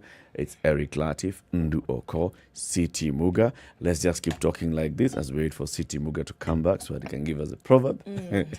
See that thing you do when you do a drive about? Yes. City does a walkabout. Walk about the building. Walk about, stepped out, and he comes back. Mheshimiwa, karibu. Karibu Mheshimiwa. Tunakusubiri sana. Hapa watu wamesema ni wewe peke yake. Ground iko na wewe. Ground iko na mimi. Ground iko na wewe. Ground ni wewe. Ground ni mimi. Ground ni wewe. Haya, proverb. Good morning, boys and girls. The proverb of the day is brought to you by Aquafresh Fresh Gel. Our final proverb from the kingdom of Eswatini. Indlela ibutwa kulaba sembili. Ask directions from those in front of you. Indlela. Yes, indlela ibutwa kulaba sembili. Heshimu wakubwa zako. Bwana. Mambo yako hivyo hivyo. Yes. Okay. Brush your teeth twice a day with Aquafresh Fresh Gel. The secret to long-lasting fresh breath, strong teeth, and healthy gums. Ndu, Sir? what's good for the duck? Good for the rats. I agree completely. It was good for the duck. Good for the rat. For all you know, it's even good for the squirrel. And the goose and the gander can find their Kila own way. mutu. Those ones are different. No, please. The headline in the Standard today. Lame duck president. Twilight Act is what is being called. Uhuru Kenyatta is counting days to his exit, yet unlike his predecessors, the president, who is also the Azimio party chairman, has set the campaign trail for his chosen successor and is busy with statecraft, including making key appointments and overseeing government projects, signaling his desire not to fade away just yet. Tom Boyer, who's a political analyst, said people in general may have underestimated how shrewd a politician President Kenyatta is. So I suspect that remaining engaged will work to his benefit. Speculation is rife about what his intention is. Does he want to make sure that there will be a government in place to ensure that the things that he had put in will be completed and then leave? Or does he want to be the proverbial monkey on the next administration's shoulder, looking about to make sure that everything is in place? Or are there really personal interests involved here? And everybody's asking questions. As the chairman of the would-be candidature of Azimio, is he ensuring, as the president, that he remains in quasi-power? Or is he just really interested in making sure that a legitimate government comes into place after the 9th of August? He's keen to influence Jubilee transition in twilight days of duty. With about 3 weeks to go before he packs his bags, Uhuru Kenyatta has set out to define his exit through a series of sunset acts that may outlive his presidency and underline the trajectory of the next administration. After what looked like a lull period in which he neither laid his cards bare or moved out, the president is finally laying the speculation about the role he will play in succession politics in their prime. As attention slowly shifts from Uhuru to the incoming office holder, a choice between his deputy president, William Ruto, or the former Prime Minister, Raila, Uhuru's hand is becoming more urgent. Rather than sit around and see out the sunset days of his tenure, worrying about what he could or could not have done to control the course of his presidency, President Kenyatta is making his contribution to ODM leader Raila Odinga and his running mate Martha Karua's race to succeed him. People in general may have underestimated how shrewd a politician he is, so I suspect remaining engaged will work to his benefit. Whichever way you choose to look at it, the man will be remembered for the work that he did in 10 years as the president and for the work that the next president is going to do. Will do. Okay, so how many things are pointing to Uhuru being influential in the next government? Well, the very first thing is that he is the chairman of the Azimio, one party, One Kenya Coalition etc. Council. He's the chairman of the same, while still being the party leader of Jubilee, which is a party member of this coalition. Okay. Okay? Yeah. So now he's the chairman. Yes. After the new president comes in, they may change. They may what? Yeah, change. Okay. Moi was chairman of KANU when Uhuru was a candidate for KANU. After that election, Uhuru took over chairman. And Moi went home and he relaxed, chilled. Uhuru has told us many times, Mimi, nataka kwenda nyumbani. In the next 3 weeks, tutapatana huku mtaani, tunaenda nao Kenyatta Market tukikula nyama. Right? Easy, signaling other things that he wants to make sure that his influence will go on past September. Okay, there's what the story is quoting, and we even discussed it the other day. The recent appointments to the various parastatals, all right? Mm-hmm. So, which means that he has already put in people who will take over. And some of these parastatals had stayed without these board members For the longest. for a long time. Mm-hmm. But this time, just before he leaves, he appoints people. Well, the next president can come in and revoke. The same way appointments are made is the same way revocations are made. And revocation does not have to go through a major process. It is just the appointing authority puts a gazette notice, revokes the appointment of Done. CT, and appoints Eric instead, Done, and it's done, done. done, So, done, in terms of whether those people have been appointed so that Uhuru's position is safeguarded, not a guarantee. However, like you're saying, there are very many other things that are pointing to him wanting to ensure the smooth succession. And then beyond that, if there's a smooth succession, or also promoting his party, Jubilee, so that he's the party leader, so that if Jubilee gets a couple of members in parliament, then as party leader, he'll have things to say. Mm-hmm. Joseph Kabila in the DRC. After 21 years in power, there was then an election where he needed to not vie. And he had a preferred candidate, and there were opposition candidates. His preferred candidate, did we win? No, he did not. The main opposition candidate, did he win? No. So there was another candidate who came in. Did Joseph Kabila have control of the legislature? Yes. Many of his party members got elected. Members of parliament. Then what happened? Those same guys, they started turning and reversing the things that Joseph Kabila had tried to put in place. So, likely to see the same thing happening. You know, the thing about Kenyan politics, and what I find particularly interesting is the way it keeps evolving. There are things which one may argue are constants, but the evolution and the way, first of all, just look at the way the citizenry are managing and handling the elections. Their responses. Things that previously had been thought were not possible, we are now seeing as possibilities.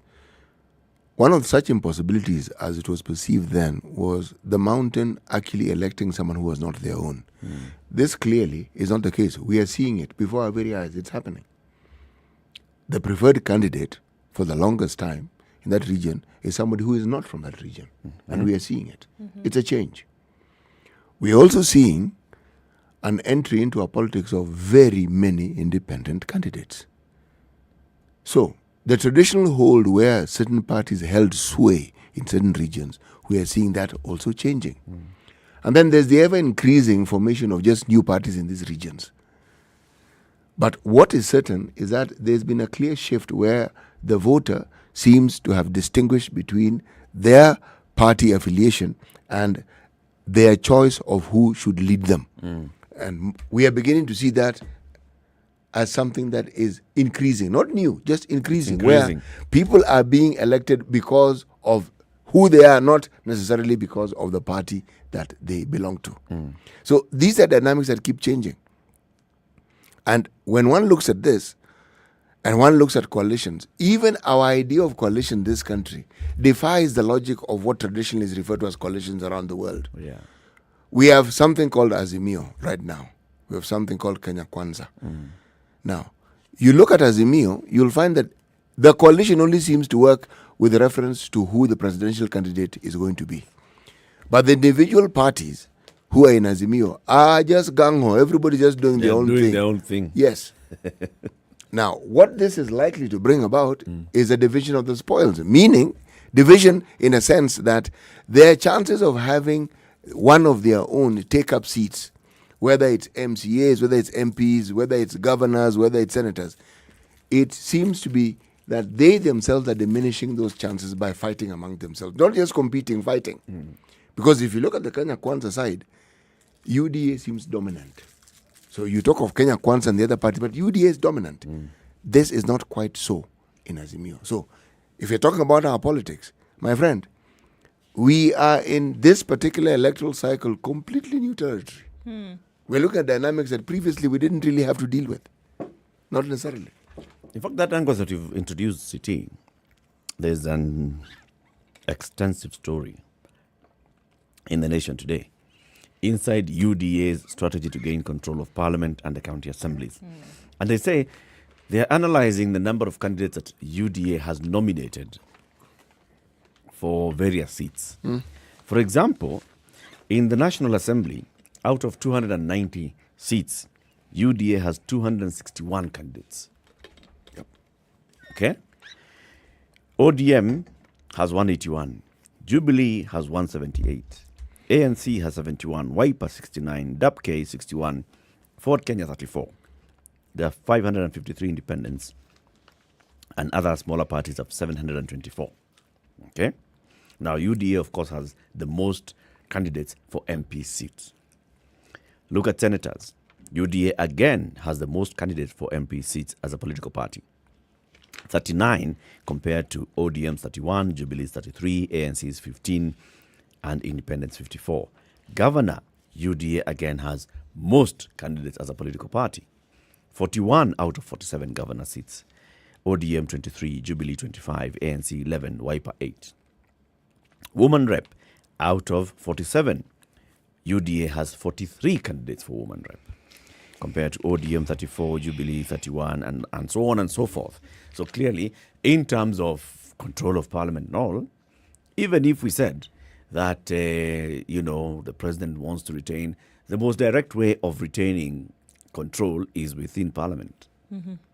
As the party leader of Jubilee or as the chairman of Azimio, and saying, so Azimio affiliated parties, we have very many candidates.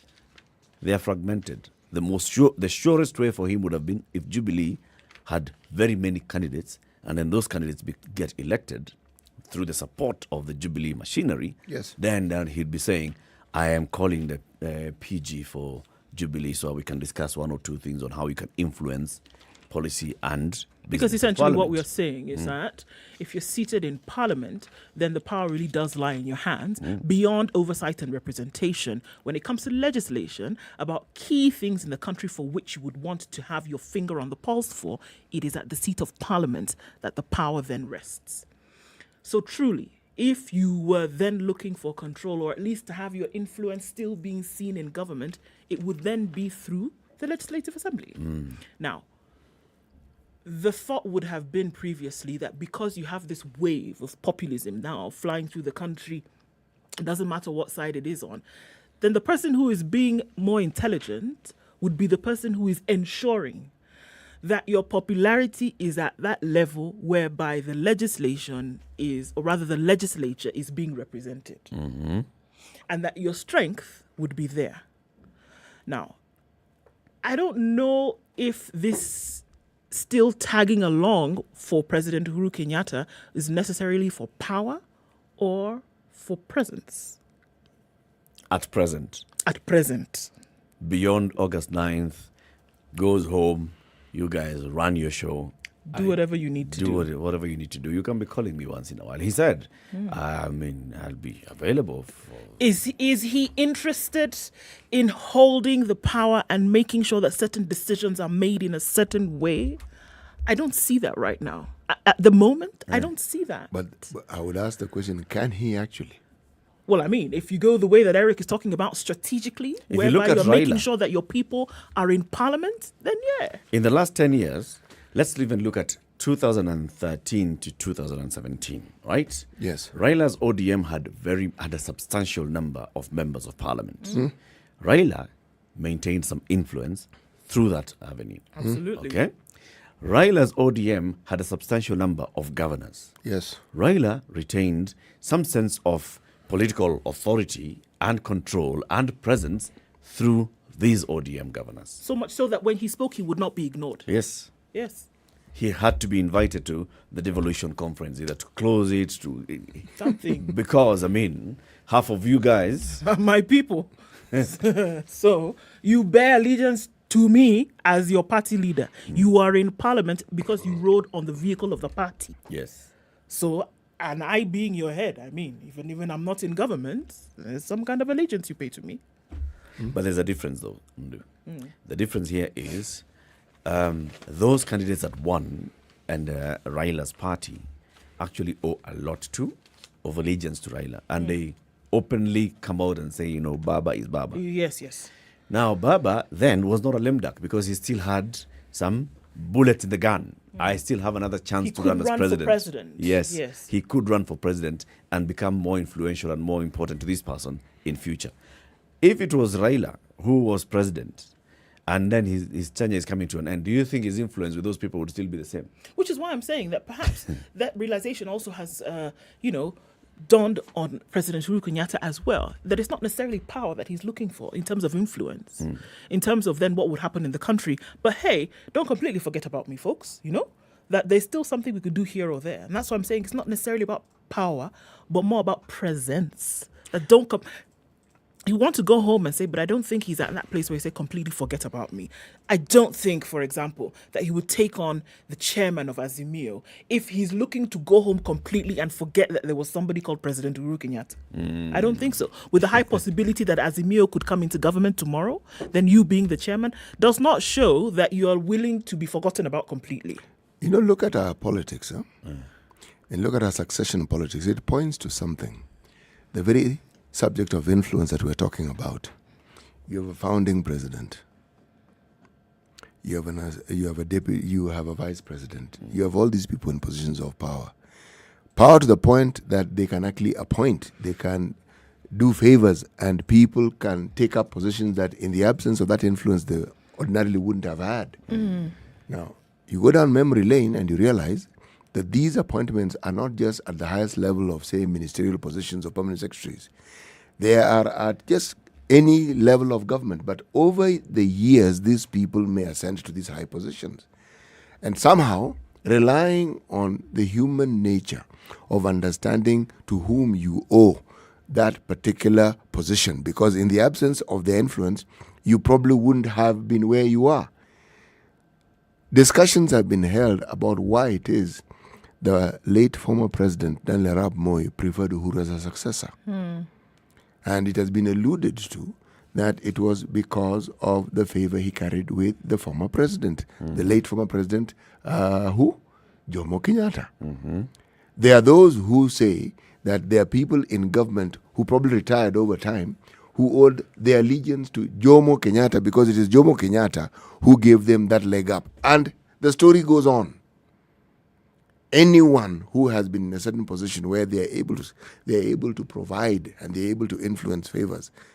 So if you're talking about influence, when you've been a president, the influence doesn't really ever completely die. It doesn't. No. You still have some influence. You do. But then there is having influence. For example, Mzee Moi or Kibaki. You have influence. You are influential. But are you actively exercising your influence? I think that's where the issue would be. Should Uhuru completely exit and retire from direct politics after the end of his... what else can you be? You cannot go become a governor. You can't become an MCA. He can become senator. You go and vie and become senator. No. In fact, my thinking is that he shouldn't vie. He should be nominated to become a senator. Not even nominated. No, I don't even think. Should be automatic. Thank you. Our parliament is in the habit of passing all manner of laws, half of which you don't even really understand. Why don't they just pass a law that every and any former president automatically becomes a senator? So that you actually, instead of this vagary of what you're going to be, when you stop being president, you become senator. So and it doesn't have to be of a certain area. It could just you're a senator. Special programs kind of thing. You are a senator, meaning your influence or your participation in politics is still there, and given the experiences and what you know, it's something that can be tapped on. Yes, exactly. Or should he retire from politics? No, let me put it differently. He cannot retire from politics. Should he retire from I'm answering your question. He cannot retire from politics. Why? To qualify for us to pay his pension, he has to retire. And all these things that we're saying, he has to retire. From politics completely. Yeah.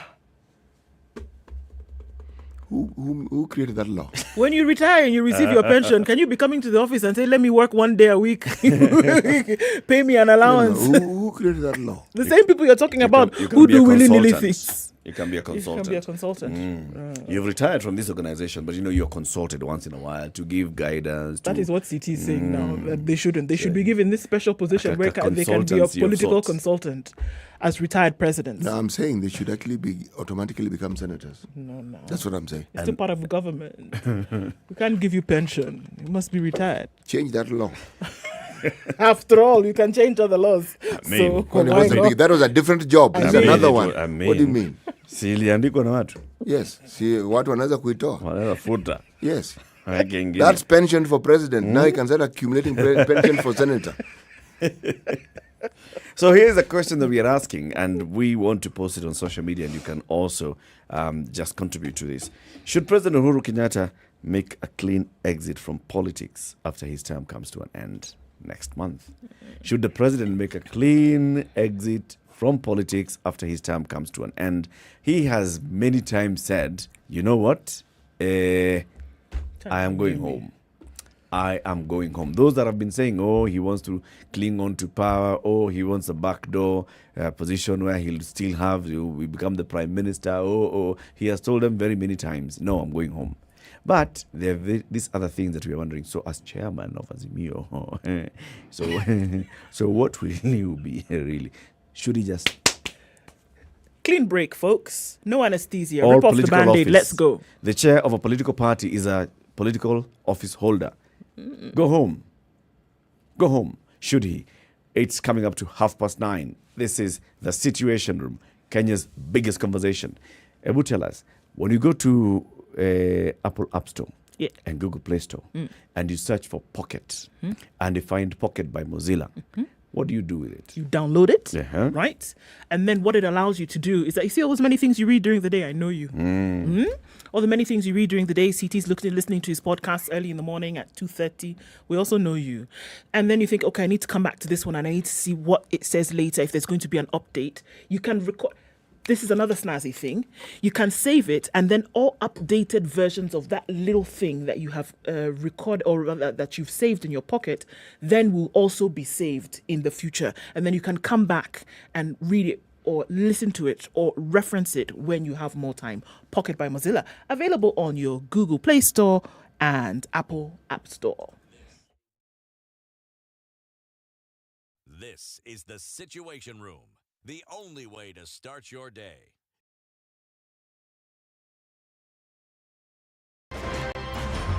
This nation has never healed genuinely from the 2000-2008 violence. We've never had a healing process. We've swept it under the rug.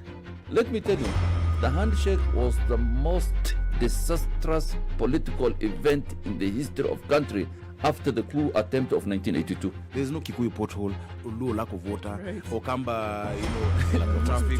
There is no Luya lack of drugs in the hospitals. Or Jaluo one. All our issues are the same issues. If you are in a room and just about everybody in that room has a court case or another, what impression does that give you? What are you saying? Why haven't you done it in the last 20 years? But they're telling us, like August, some miracle is going to happen. My friend, I want to tell Kenyans you'll be in for a rude shock. Looking at cloudy conditions in Nairobi this morning, we will see highs of 22 and lows of 14 today. Sunny at 17 in Nakuru, highs of 24 and lows of 13. And there's light rain in Nyeri now at 18, highs of 21 and lows of 14. It's cloudy at 17 in Eldoret, highs of 22 and lows of 13. It's also raining in Mombasa at 25, highs of 27 and lows of 23. And raining as well in Malindi at 24. We'll see highs of 26. Mostly sunny conditions at 22. In Kisumu, highs of 28 and lows of 19. While at 23, it's partly sunny in Kakamega. It'll go to highs of 27 and lows of 15. The sun is out in Kampala at 22. We'll see highs of 27 and 29 will be the high in a mostly sunny Dar es Salaam currently at 24. It's 6 degrees, slightly warmer in Johannesburg. It'll go to highs of 18 and lows of 4. And it's raining in Lagos at 24. We'll see highs of 29 today. All right, looking into Beijing, it's 36 degrees. That'll be the height of it today, out into the evening, and lows of 24. Sunny conditions at 17 in Paris, highs of 28, and we'll see highs of 29 in a partly cloudy, 26 in a partly sunny London, and it's 25 degrees. Still Thursday night in New York. Coming into Friday, we'll see highs of 29 and lows of 22.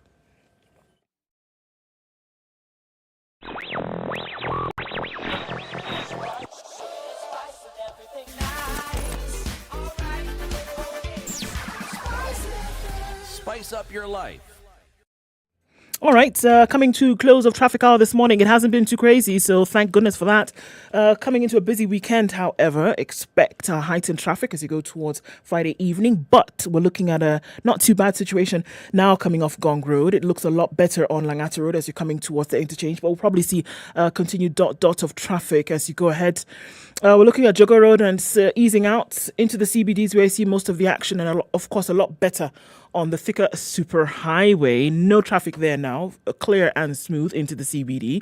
Kiambu Road, we're catching up. We'll get there. Still have heavy bumper-to-bumper traffic as you approach Muthaiga Square. Let's look through the morning and we talk on SpiceFM KE on Twitter.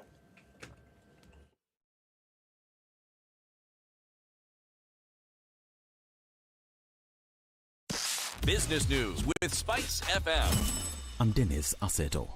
The Ministry of Industrialization, Trade and Enterprise Development, in partnership with the United States government, has officially launched the Kenya-US Strategic Trade and Investments Partnership STIP. This comes on the back of June 13, 2022 meeting held in Geneva, Switzerland, in which Industrialization CS Betty Minor and US Trade Representative Ambassador Catherine Tai agreed to enhance bilateral agreements to spur investment, economic growth, and economic integration in Africa. The two states will specifically partner to attain meaningful economic outcomes in agriculture, digital trade, and environment and climate change action. The government has held back against plans to phase out the fuel subsidy, with petrol prices having threatened to breach the 200 shillings mark without the support mechanism. On June 15th, the National Treasury, in a statement to newsrooms, indicated plans to roll back the subsidy, which it deemed untenable.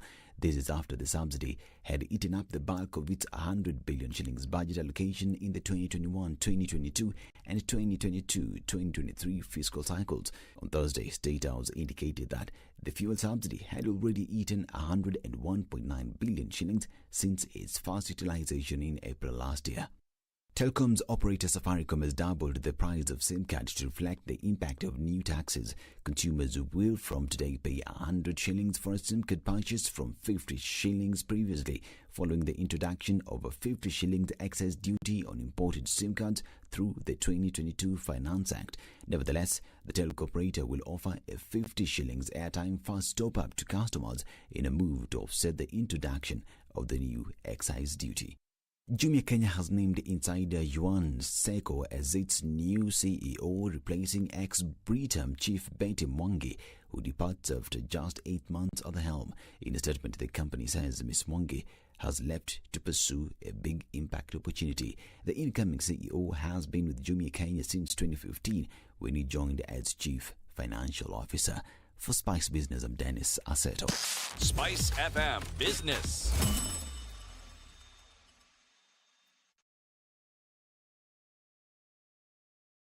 Mature, intelligent talk every morning. Spice up yourself.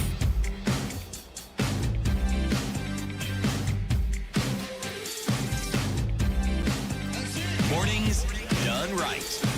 94.4 Spice FM. 24 Nairobi. minutes to 10. 0719-012-600. Let's hear from you. So it started with a couple of years ago. People like David Murathe, like Francis Atwoli saying, this man is young. Where is he going? This man is young. He can help us. Maybe find a way in which, he can help us and support us. The man in question, President Uhuru Kenyatta. President Kenyatta came out and said, I am going to retire come the 9th of August when people go to the election. That is the end of my term. When a new president is sworn in, I'm done. He said it more than once. He said it again and again and again. As recent as this week, he has said it. Mimi naenda nyumbani. Tutapatana mitaani. Hata So nenda all wengine. those, na kuna wengine ambao Tutaenda nao. Yeah? Now, that's what he says. And then there's what he's doing. What he's doing is he's openly campaigning for Raila Odinga as his preferred successor. And he says, I would like to leave the government in the hands of this particular two people. Martha Karua, I've been having issues with dealing with corruption. This one, she will slay that dragon. Raila Odinga, we've been having issues there. This one, he'll take the country forward to the next step. I am the chairman of the Azimio Coalition Council. He's the party leader, of course. I am also the party leader of Jubilee, which is a member of the Azimio Coalition. So he still has levers that he's pulling politically. The question is, should President Uhuru Kenyatta make a clean exit from politics after his term comes to an end next month? 0719-012-600. Papa. Yes, Eric. Good morning, sir. How is Nakuru? Nakuru is doing good. We have a sunshine after the cold over the night. So we are doing well. Very good. Yes. Now, on your question, maybe I want to wonder aloud, how does his right stop? Does his right stop because he's a president? His right, a democratic right. Does it stop? Democratic right to do what? All over the world. What? Democratic right to do what? To support whoever he wants. I'm wondering again, if he was supporting Ruto, would we have this noise now? Would Ruto be saying what he's saying now? Yeah, you'd have the noise from the other quarter. Somebody else. Yes, but now he has the right to support whatever formation he wants. Okay. It's a thing that is happening all over the world. Look at USA. It has been happening. Yeah? Yes. So he has the right to do what he thinks is right for this country. Yeah? Do you think he's positioning himself to have some sort of influence in the next government? Of course, yes. Because now we know, we all know Uhuru is going to live for many years before. I mean, after many governments will come. Yes. So he will be a person because of the experience he has as a president. Yes. He will always be there to advise. Yes. Yeah. He'll be always be there to advise, and his advice will always be for the best interest of the nation. Because what I know, he has tried his best. For the last 5 years, he has really worked hard to make sure this country moves forward. Like yesterday, I gave him 100%. He made sure that fuel does not go up. Yeah, we motorists, at least we are now celebrating. Although fuel is still up, but at least we maintain the prices against the odds that we thought this fuel will go up to 200 shillings a liter. He has done that.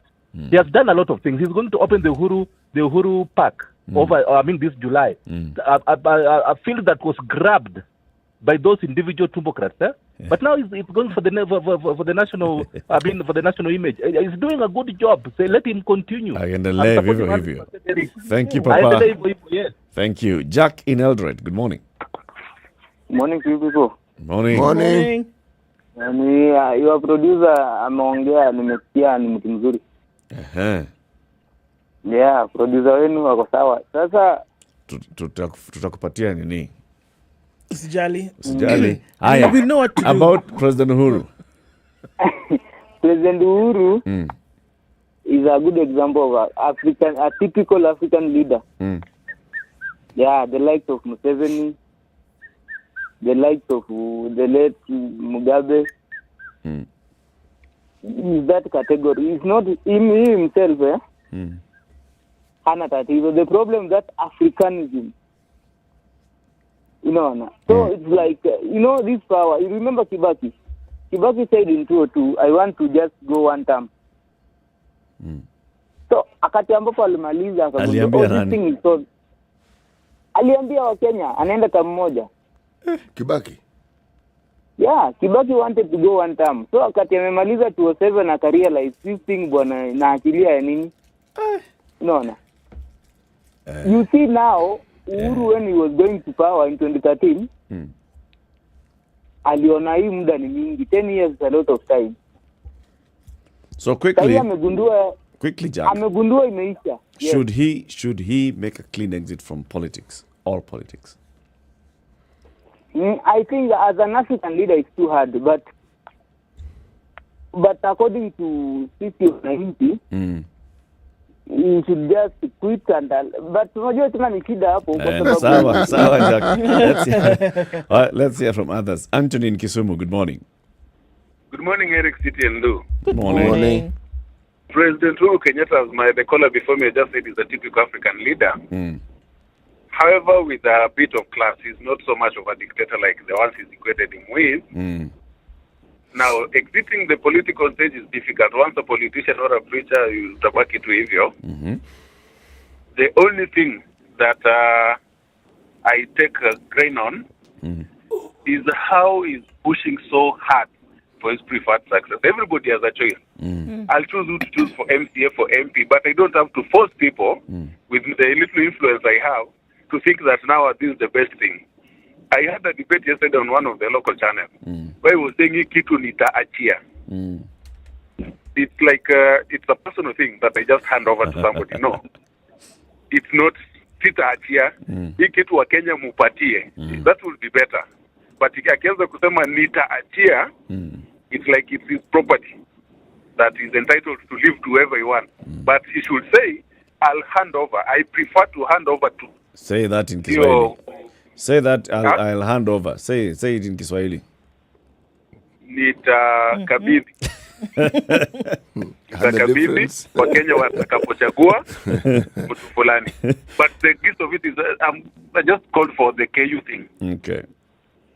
Yes, the KU land law is a very good thing. It's a public interest. When we have a World Health Organization wherever center in our country for the Africa or East Africa region, when we have other pandemics that require WHO to come in rescue, we'll be at a better place, for example, manufacturing wherever, drugs and all that. It's something that has been thought over through. It did just come in May, and the land has to be issued in July. Yep. The advisors too, the head of state, I think probably they slept on the job. The chief legal advisor is the AG, I guess. And there are lands that have always been taken by government. We have the Isiolo airport. It was livestock something, and then it was handed over to Ministry of Transport smoothly, and the airport is really helping people. If this was a good thing and there are no ulterior or personal interest, probably they could have just done it the formal way. Public participation. We need this thing. Anybody, even you people in studio, will agree that we need such a thing in Kenya. Yep. But how? How do we do it? Now we don't have even a council of my alma mater. We don't even have a VC. And Kenyatta University is a public interest institution because it's a public institution. All right. With some very brilliant minds like me coming from there. We hear you. Thank you, Serious Mind. Have a good day. I want to hear from the others as well. John in Nairobi, good morning. Good morning, guys. How are you? Very well. You know, we should not even be having this discussion because it's so obvious. It's in the Constitution. And when we were making the Constitution and when the framers of the Constitution wrote the Constitution, we borrowed heavily from the American system. So you have to ask yourself, what does the American system, how does it operate? Both in letter and in spirit. President leaves, and you leave kabisa. What does that mean? Leave and leave kabisa is what? Leave office? Does it mean leave politics? Office. You leave politics, actually. They leave politics. Do they? Yes, they do. They leave politics. When is the last time you had Bush speaking anything political? When is the last time you had even Obama, apart from during the election, the last election? And in fact, the last time, it was very unique because of the person they were fighting. But in most cases, American presidents, they don't even get involved in the election of their...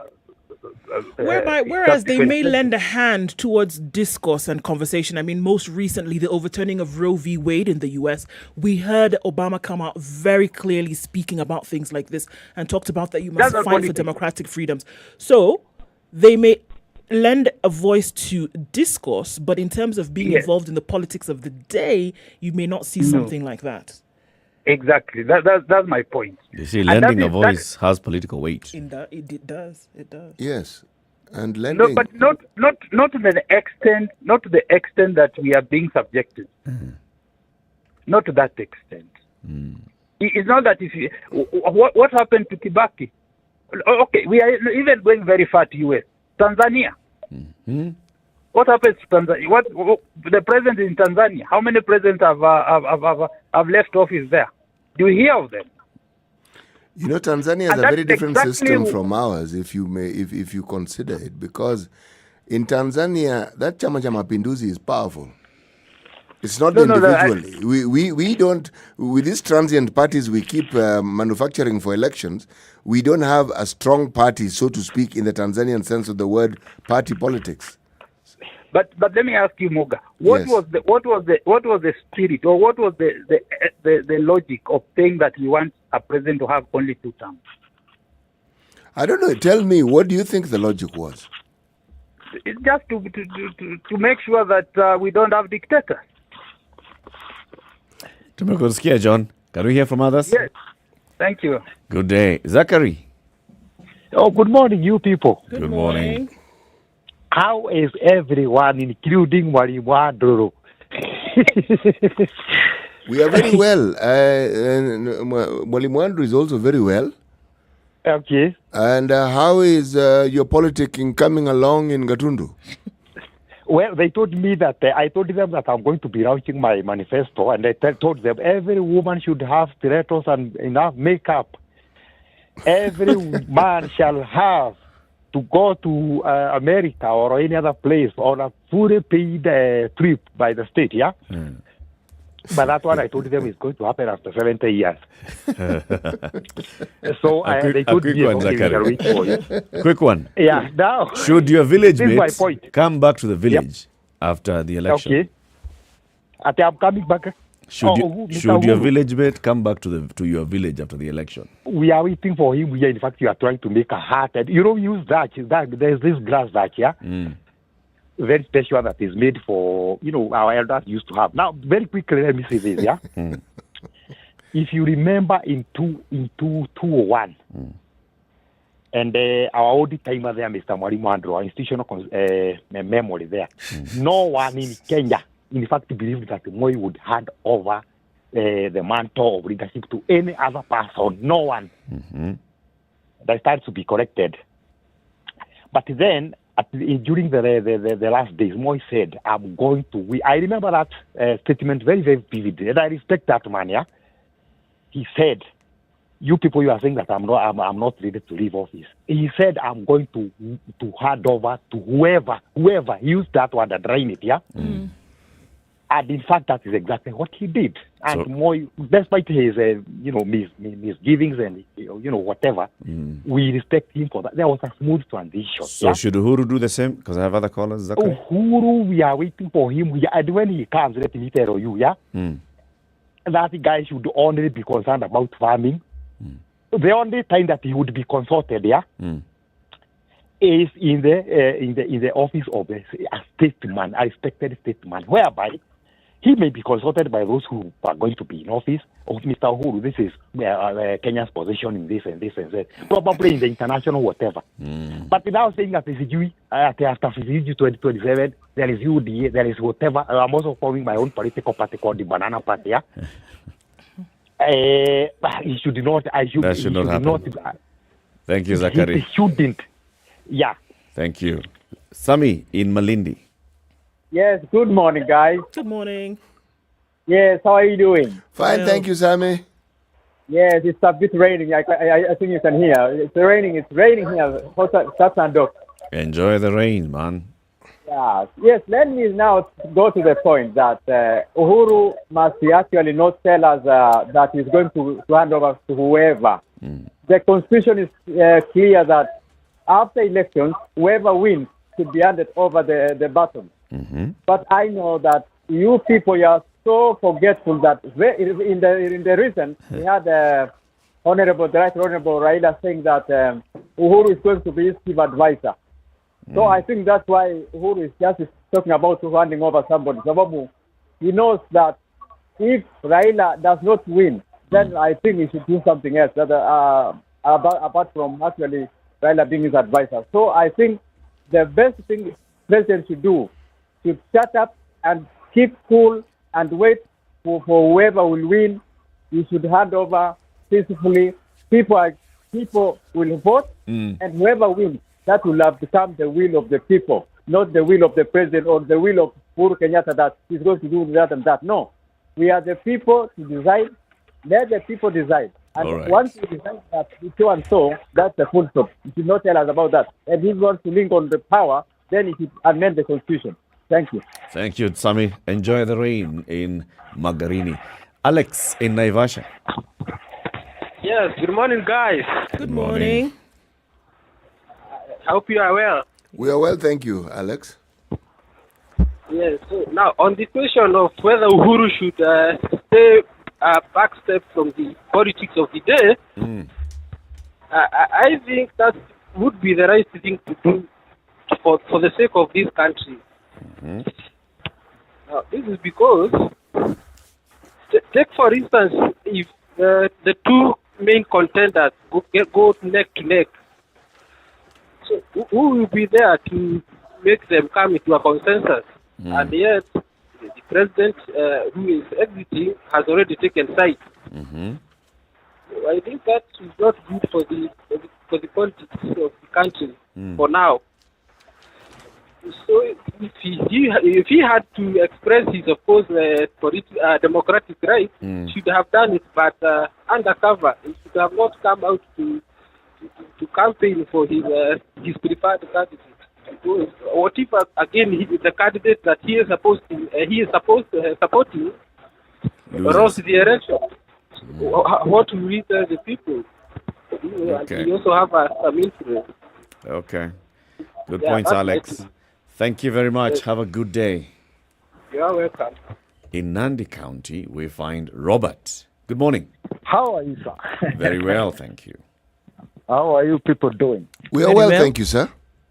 Yeah, me, I'm okay with Uhuru Kenyatta deciding where we are heading next. After all, he set the pace for the things to happen. After the infrastructure thing, it is now to use the infrastructure to make sure that everybody is well in this country. And if he has a preferred candidate, like anybody else, like a common mwananchi who has a preferred candidate, what is it that we are denying him the right to say, this is the way to go? Yeah, he's also a Kenyan. Beyond the election, after a new president is sworn in, what should the president now retire from politics? Okay, retiring is being out of active politics in terms of appearing. But in terms of consultation, kama mzee wa nchi, of course, once in a while he can be called to be asked, how do we do this when it is in this situation? Sasa shida iko wapi? It has happened in Tanzania, it has happened in America. We want to be so unique as Kenyans. How? Unajua hiyo sio siasa, hiyo ni statesmanship. Yeah, na sasa kama mzee statement sio mahali kuna wazee paharibiki neno, mbona hamtaki Uhuru awe mzee? Hiyo ni kitu moja. Being called in, by the future president because maybe we are dealing with an issue. And it says even the future president can call him and say, I would like you to head a certain institution that will look into this, this and the other and move us in that direction. That's one thing. But politics, where he's a chairman of a political party, the ruling party, let's say his party becomes the ruling party then. That means as chair, he will be involved in day-to-day running of the party. He'll also be involved in calling in the parliamentary group meetings and such. Should he? Yeah, of course, let me tell you, Uhuru is still young. He's not as muzee as we are thinking. But I'm simply saying, we are so harsh on Uhuru just because we want him out of the way because our preferred candidate is not Uhuru's preferred candidate. Hiyo ndio inaleta shida hapa. Hii ni watu wa UDA ndio wanaleta makelele hapa.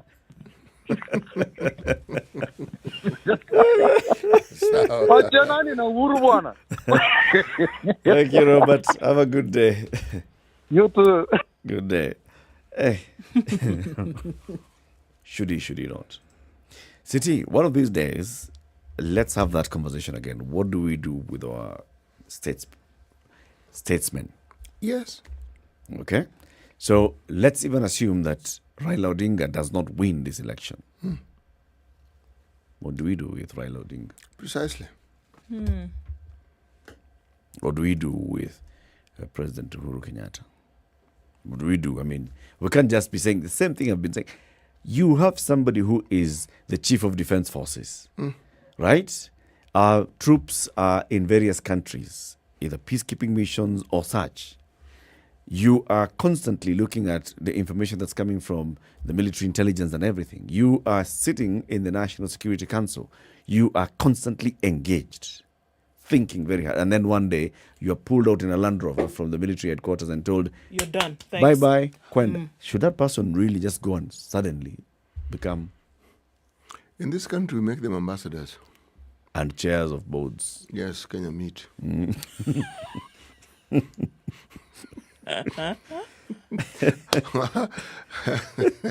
But you know, if you look at people talk about America, you hit the lecture circuit.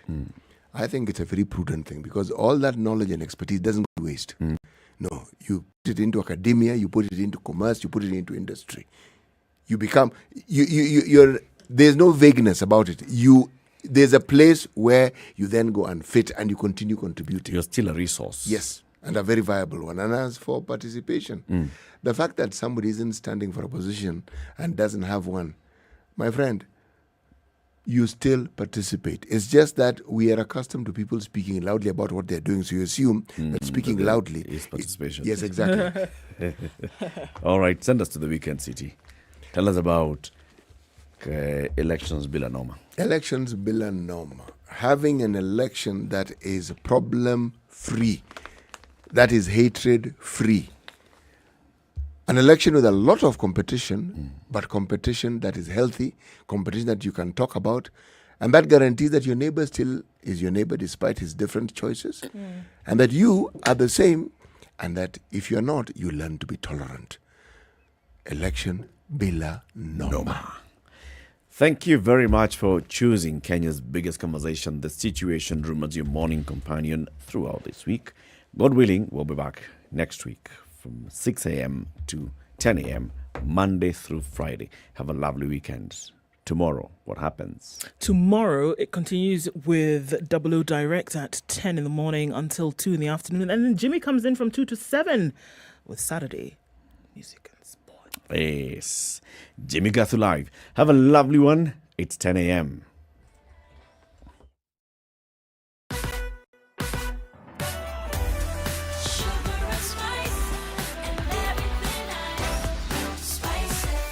Spice up your life. The latest news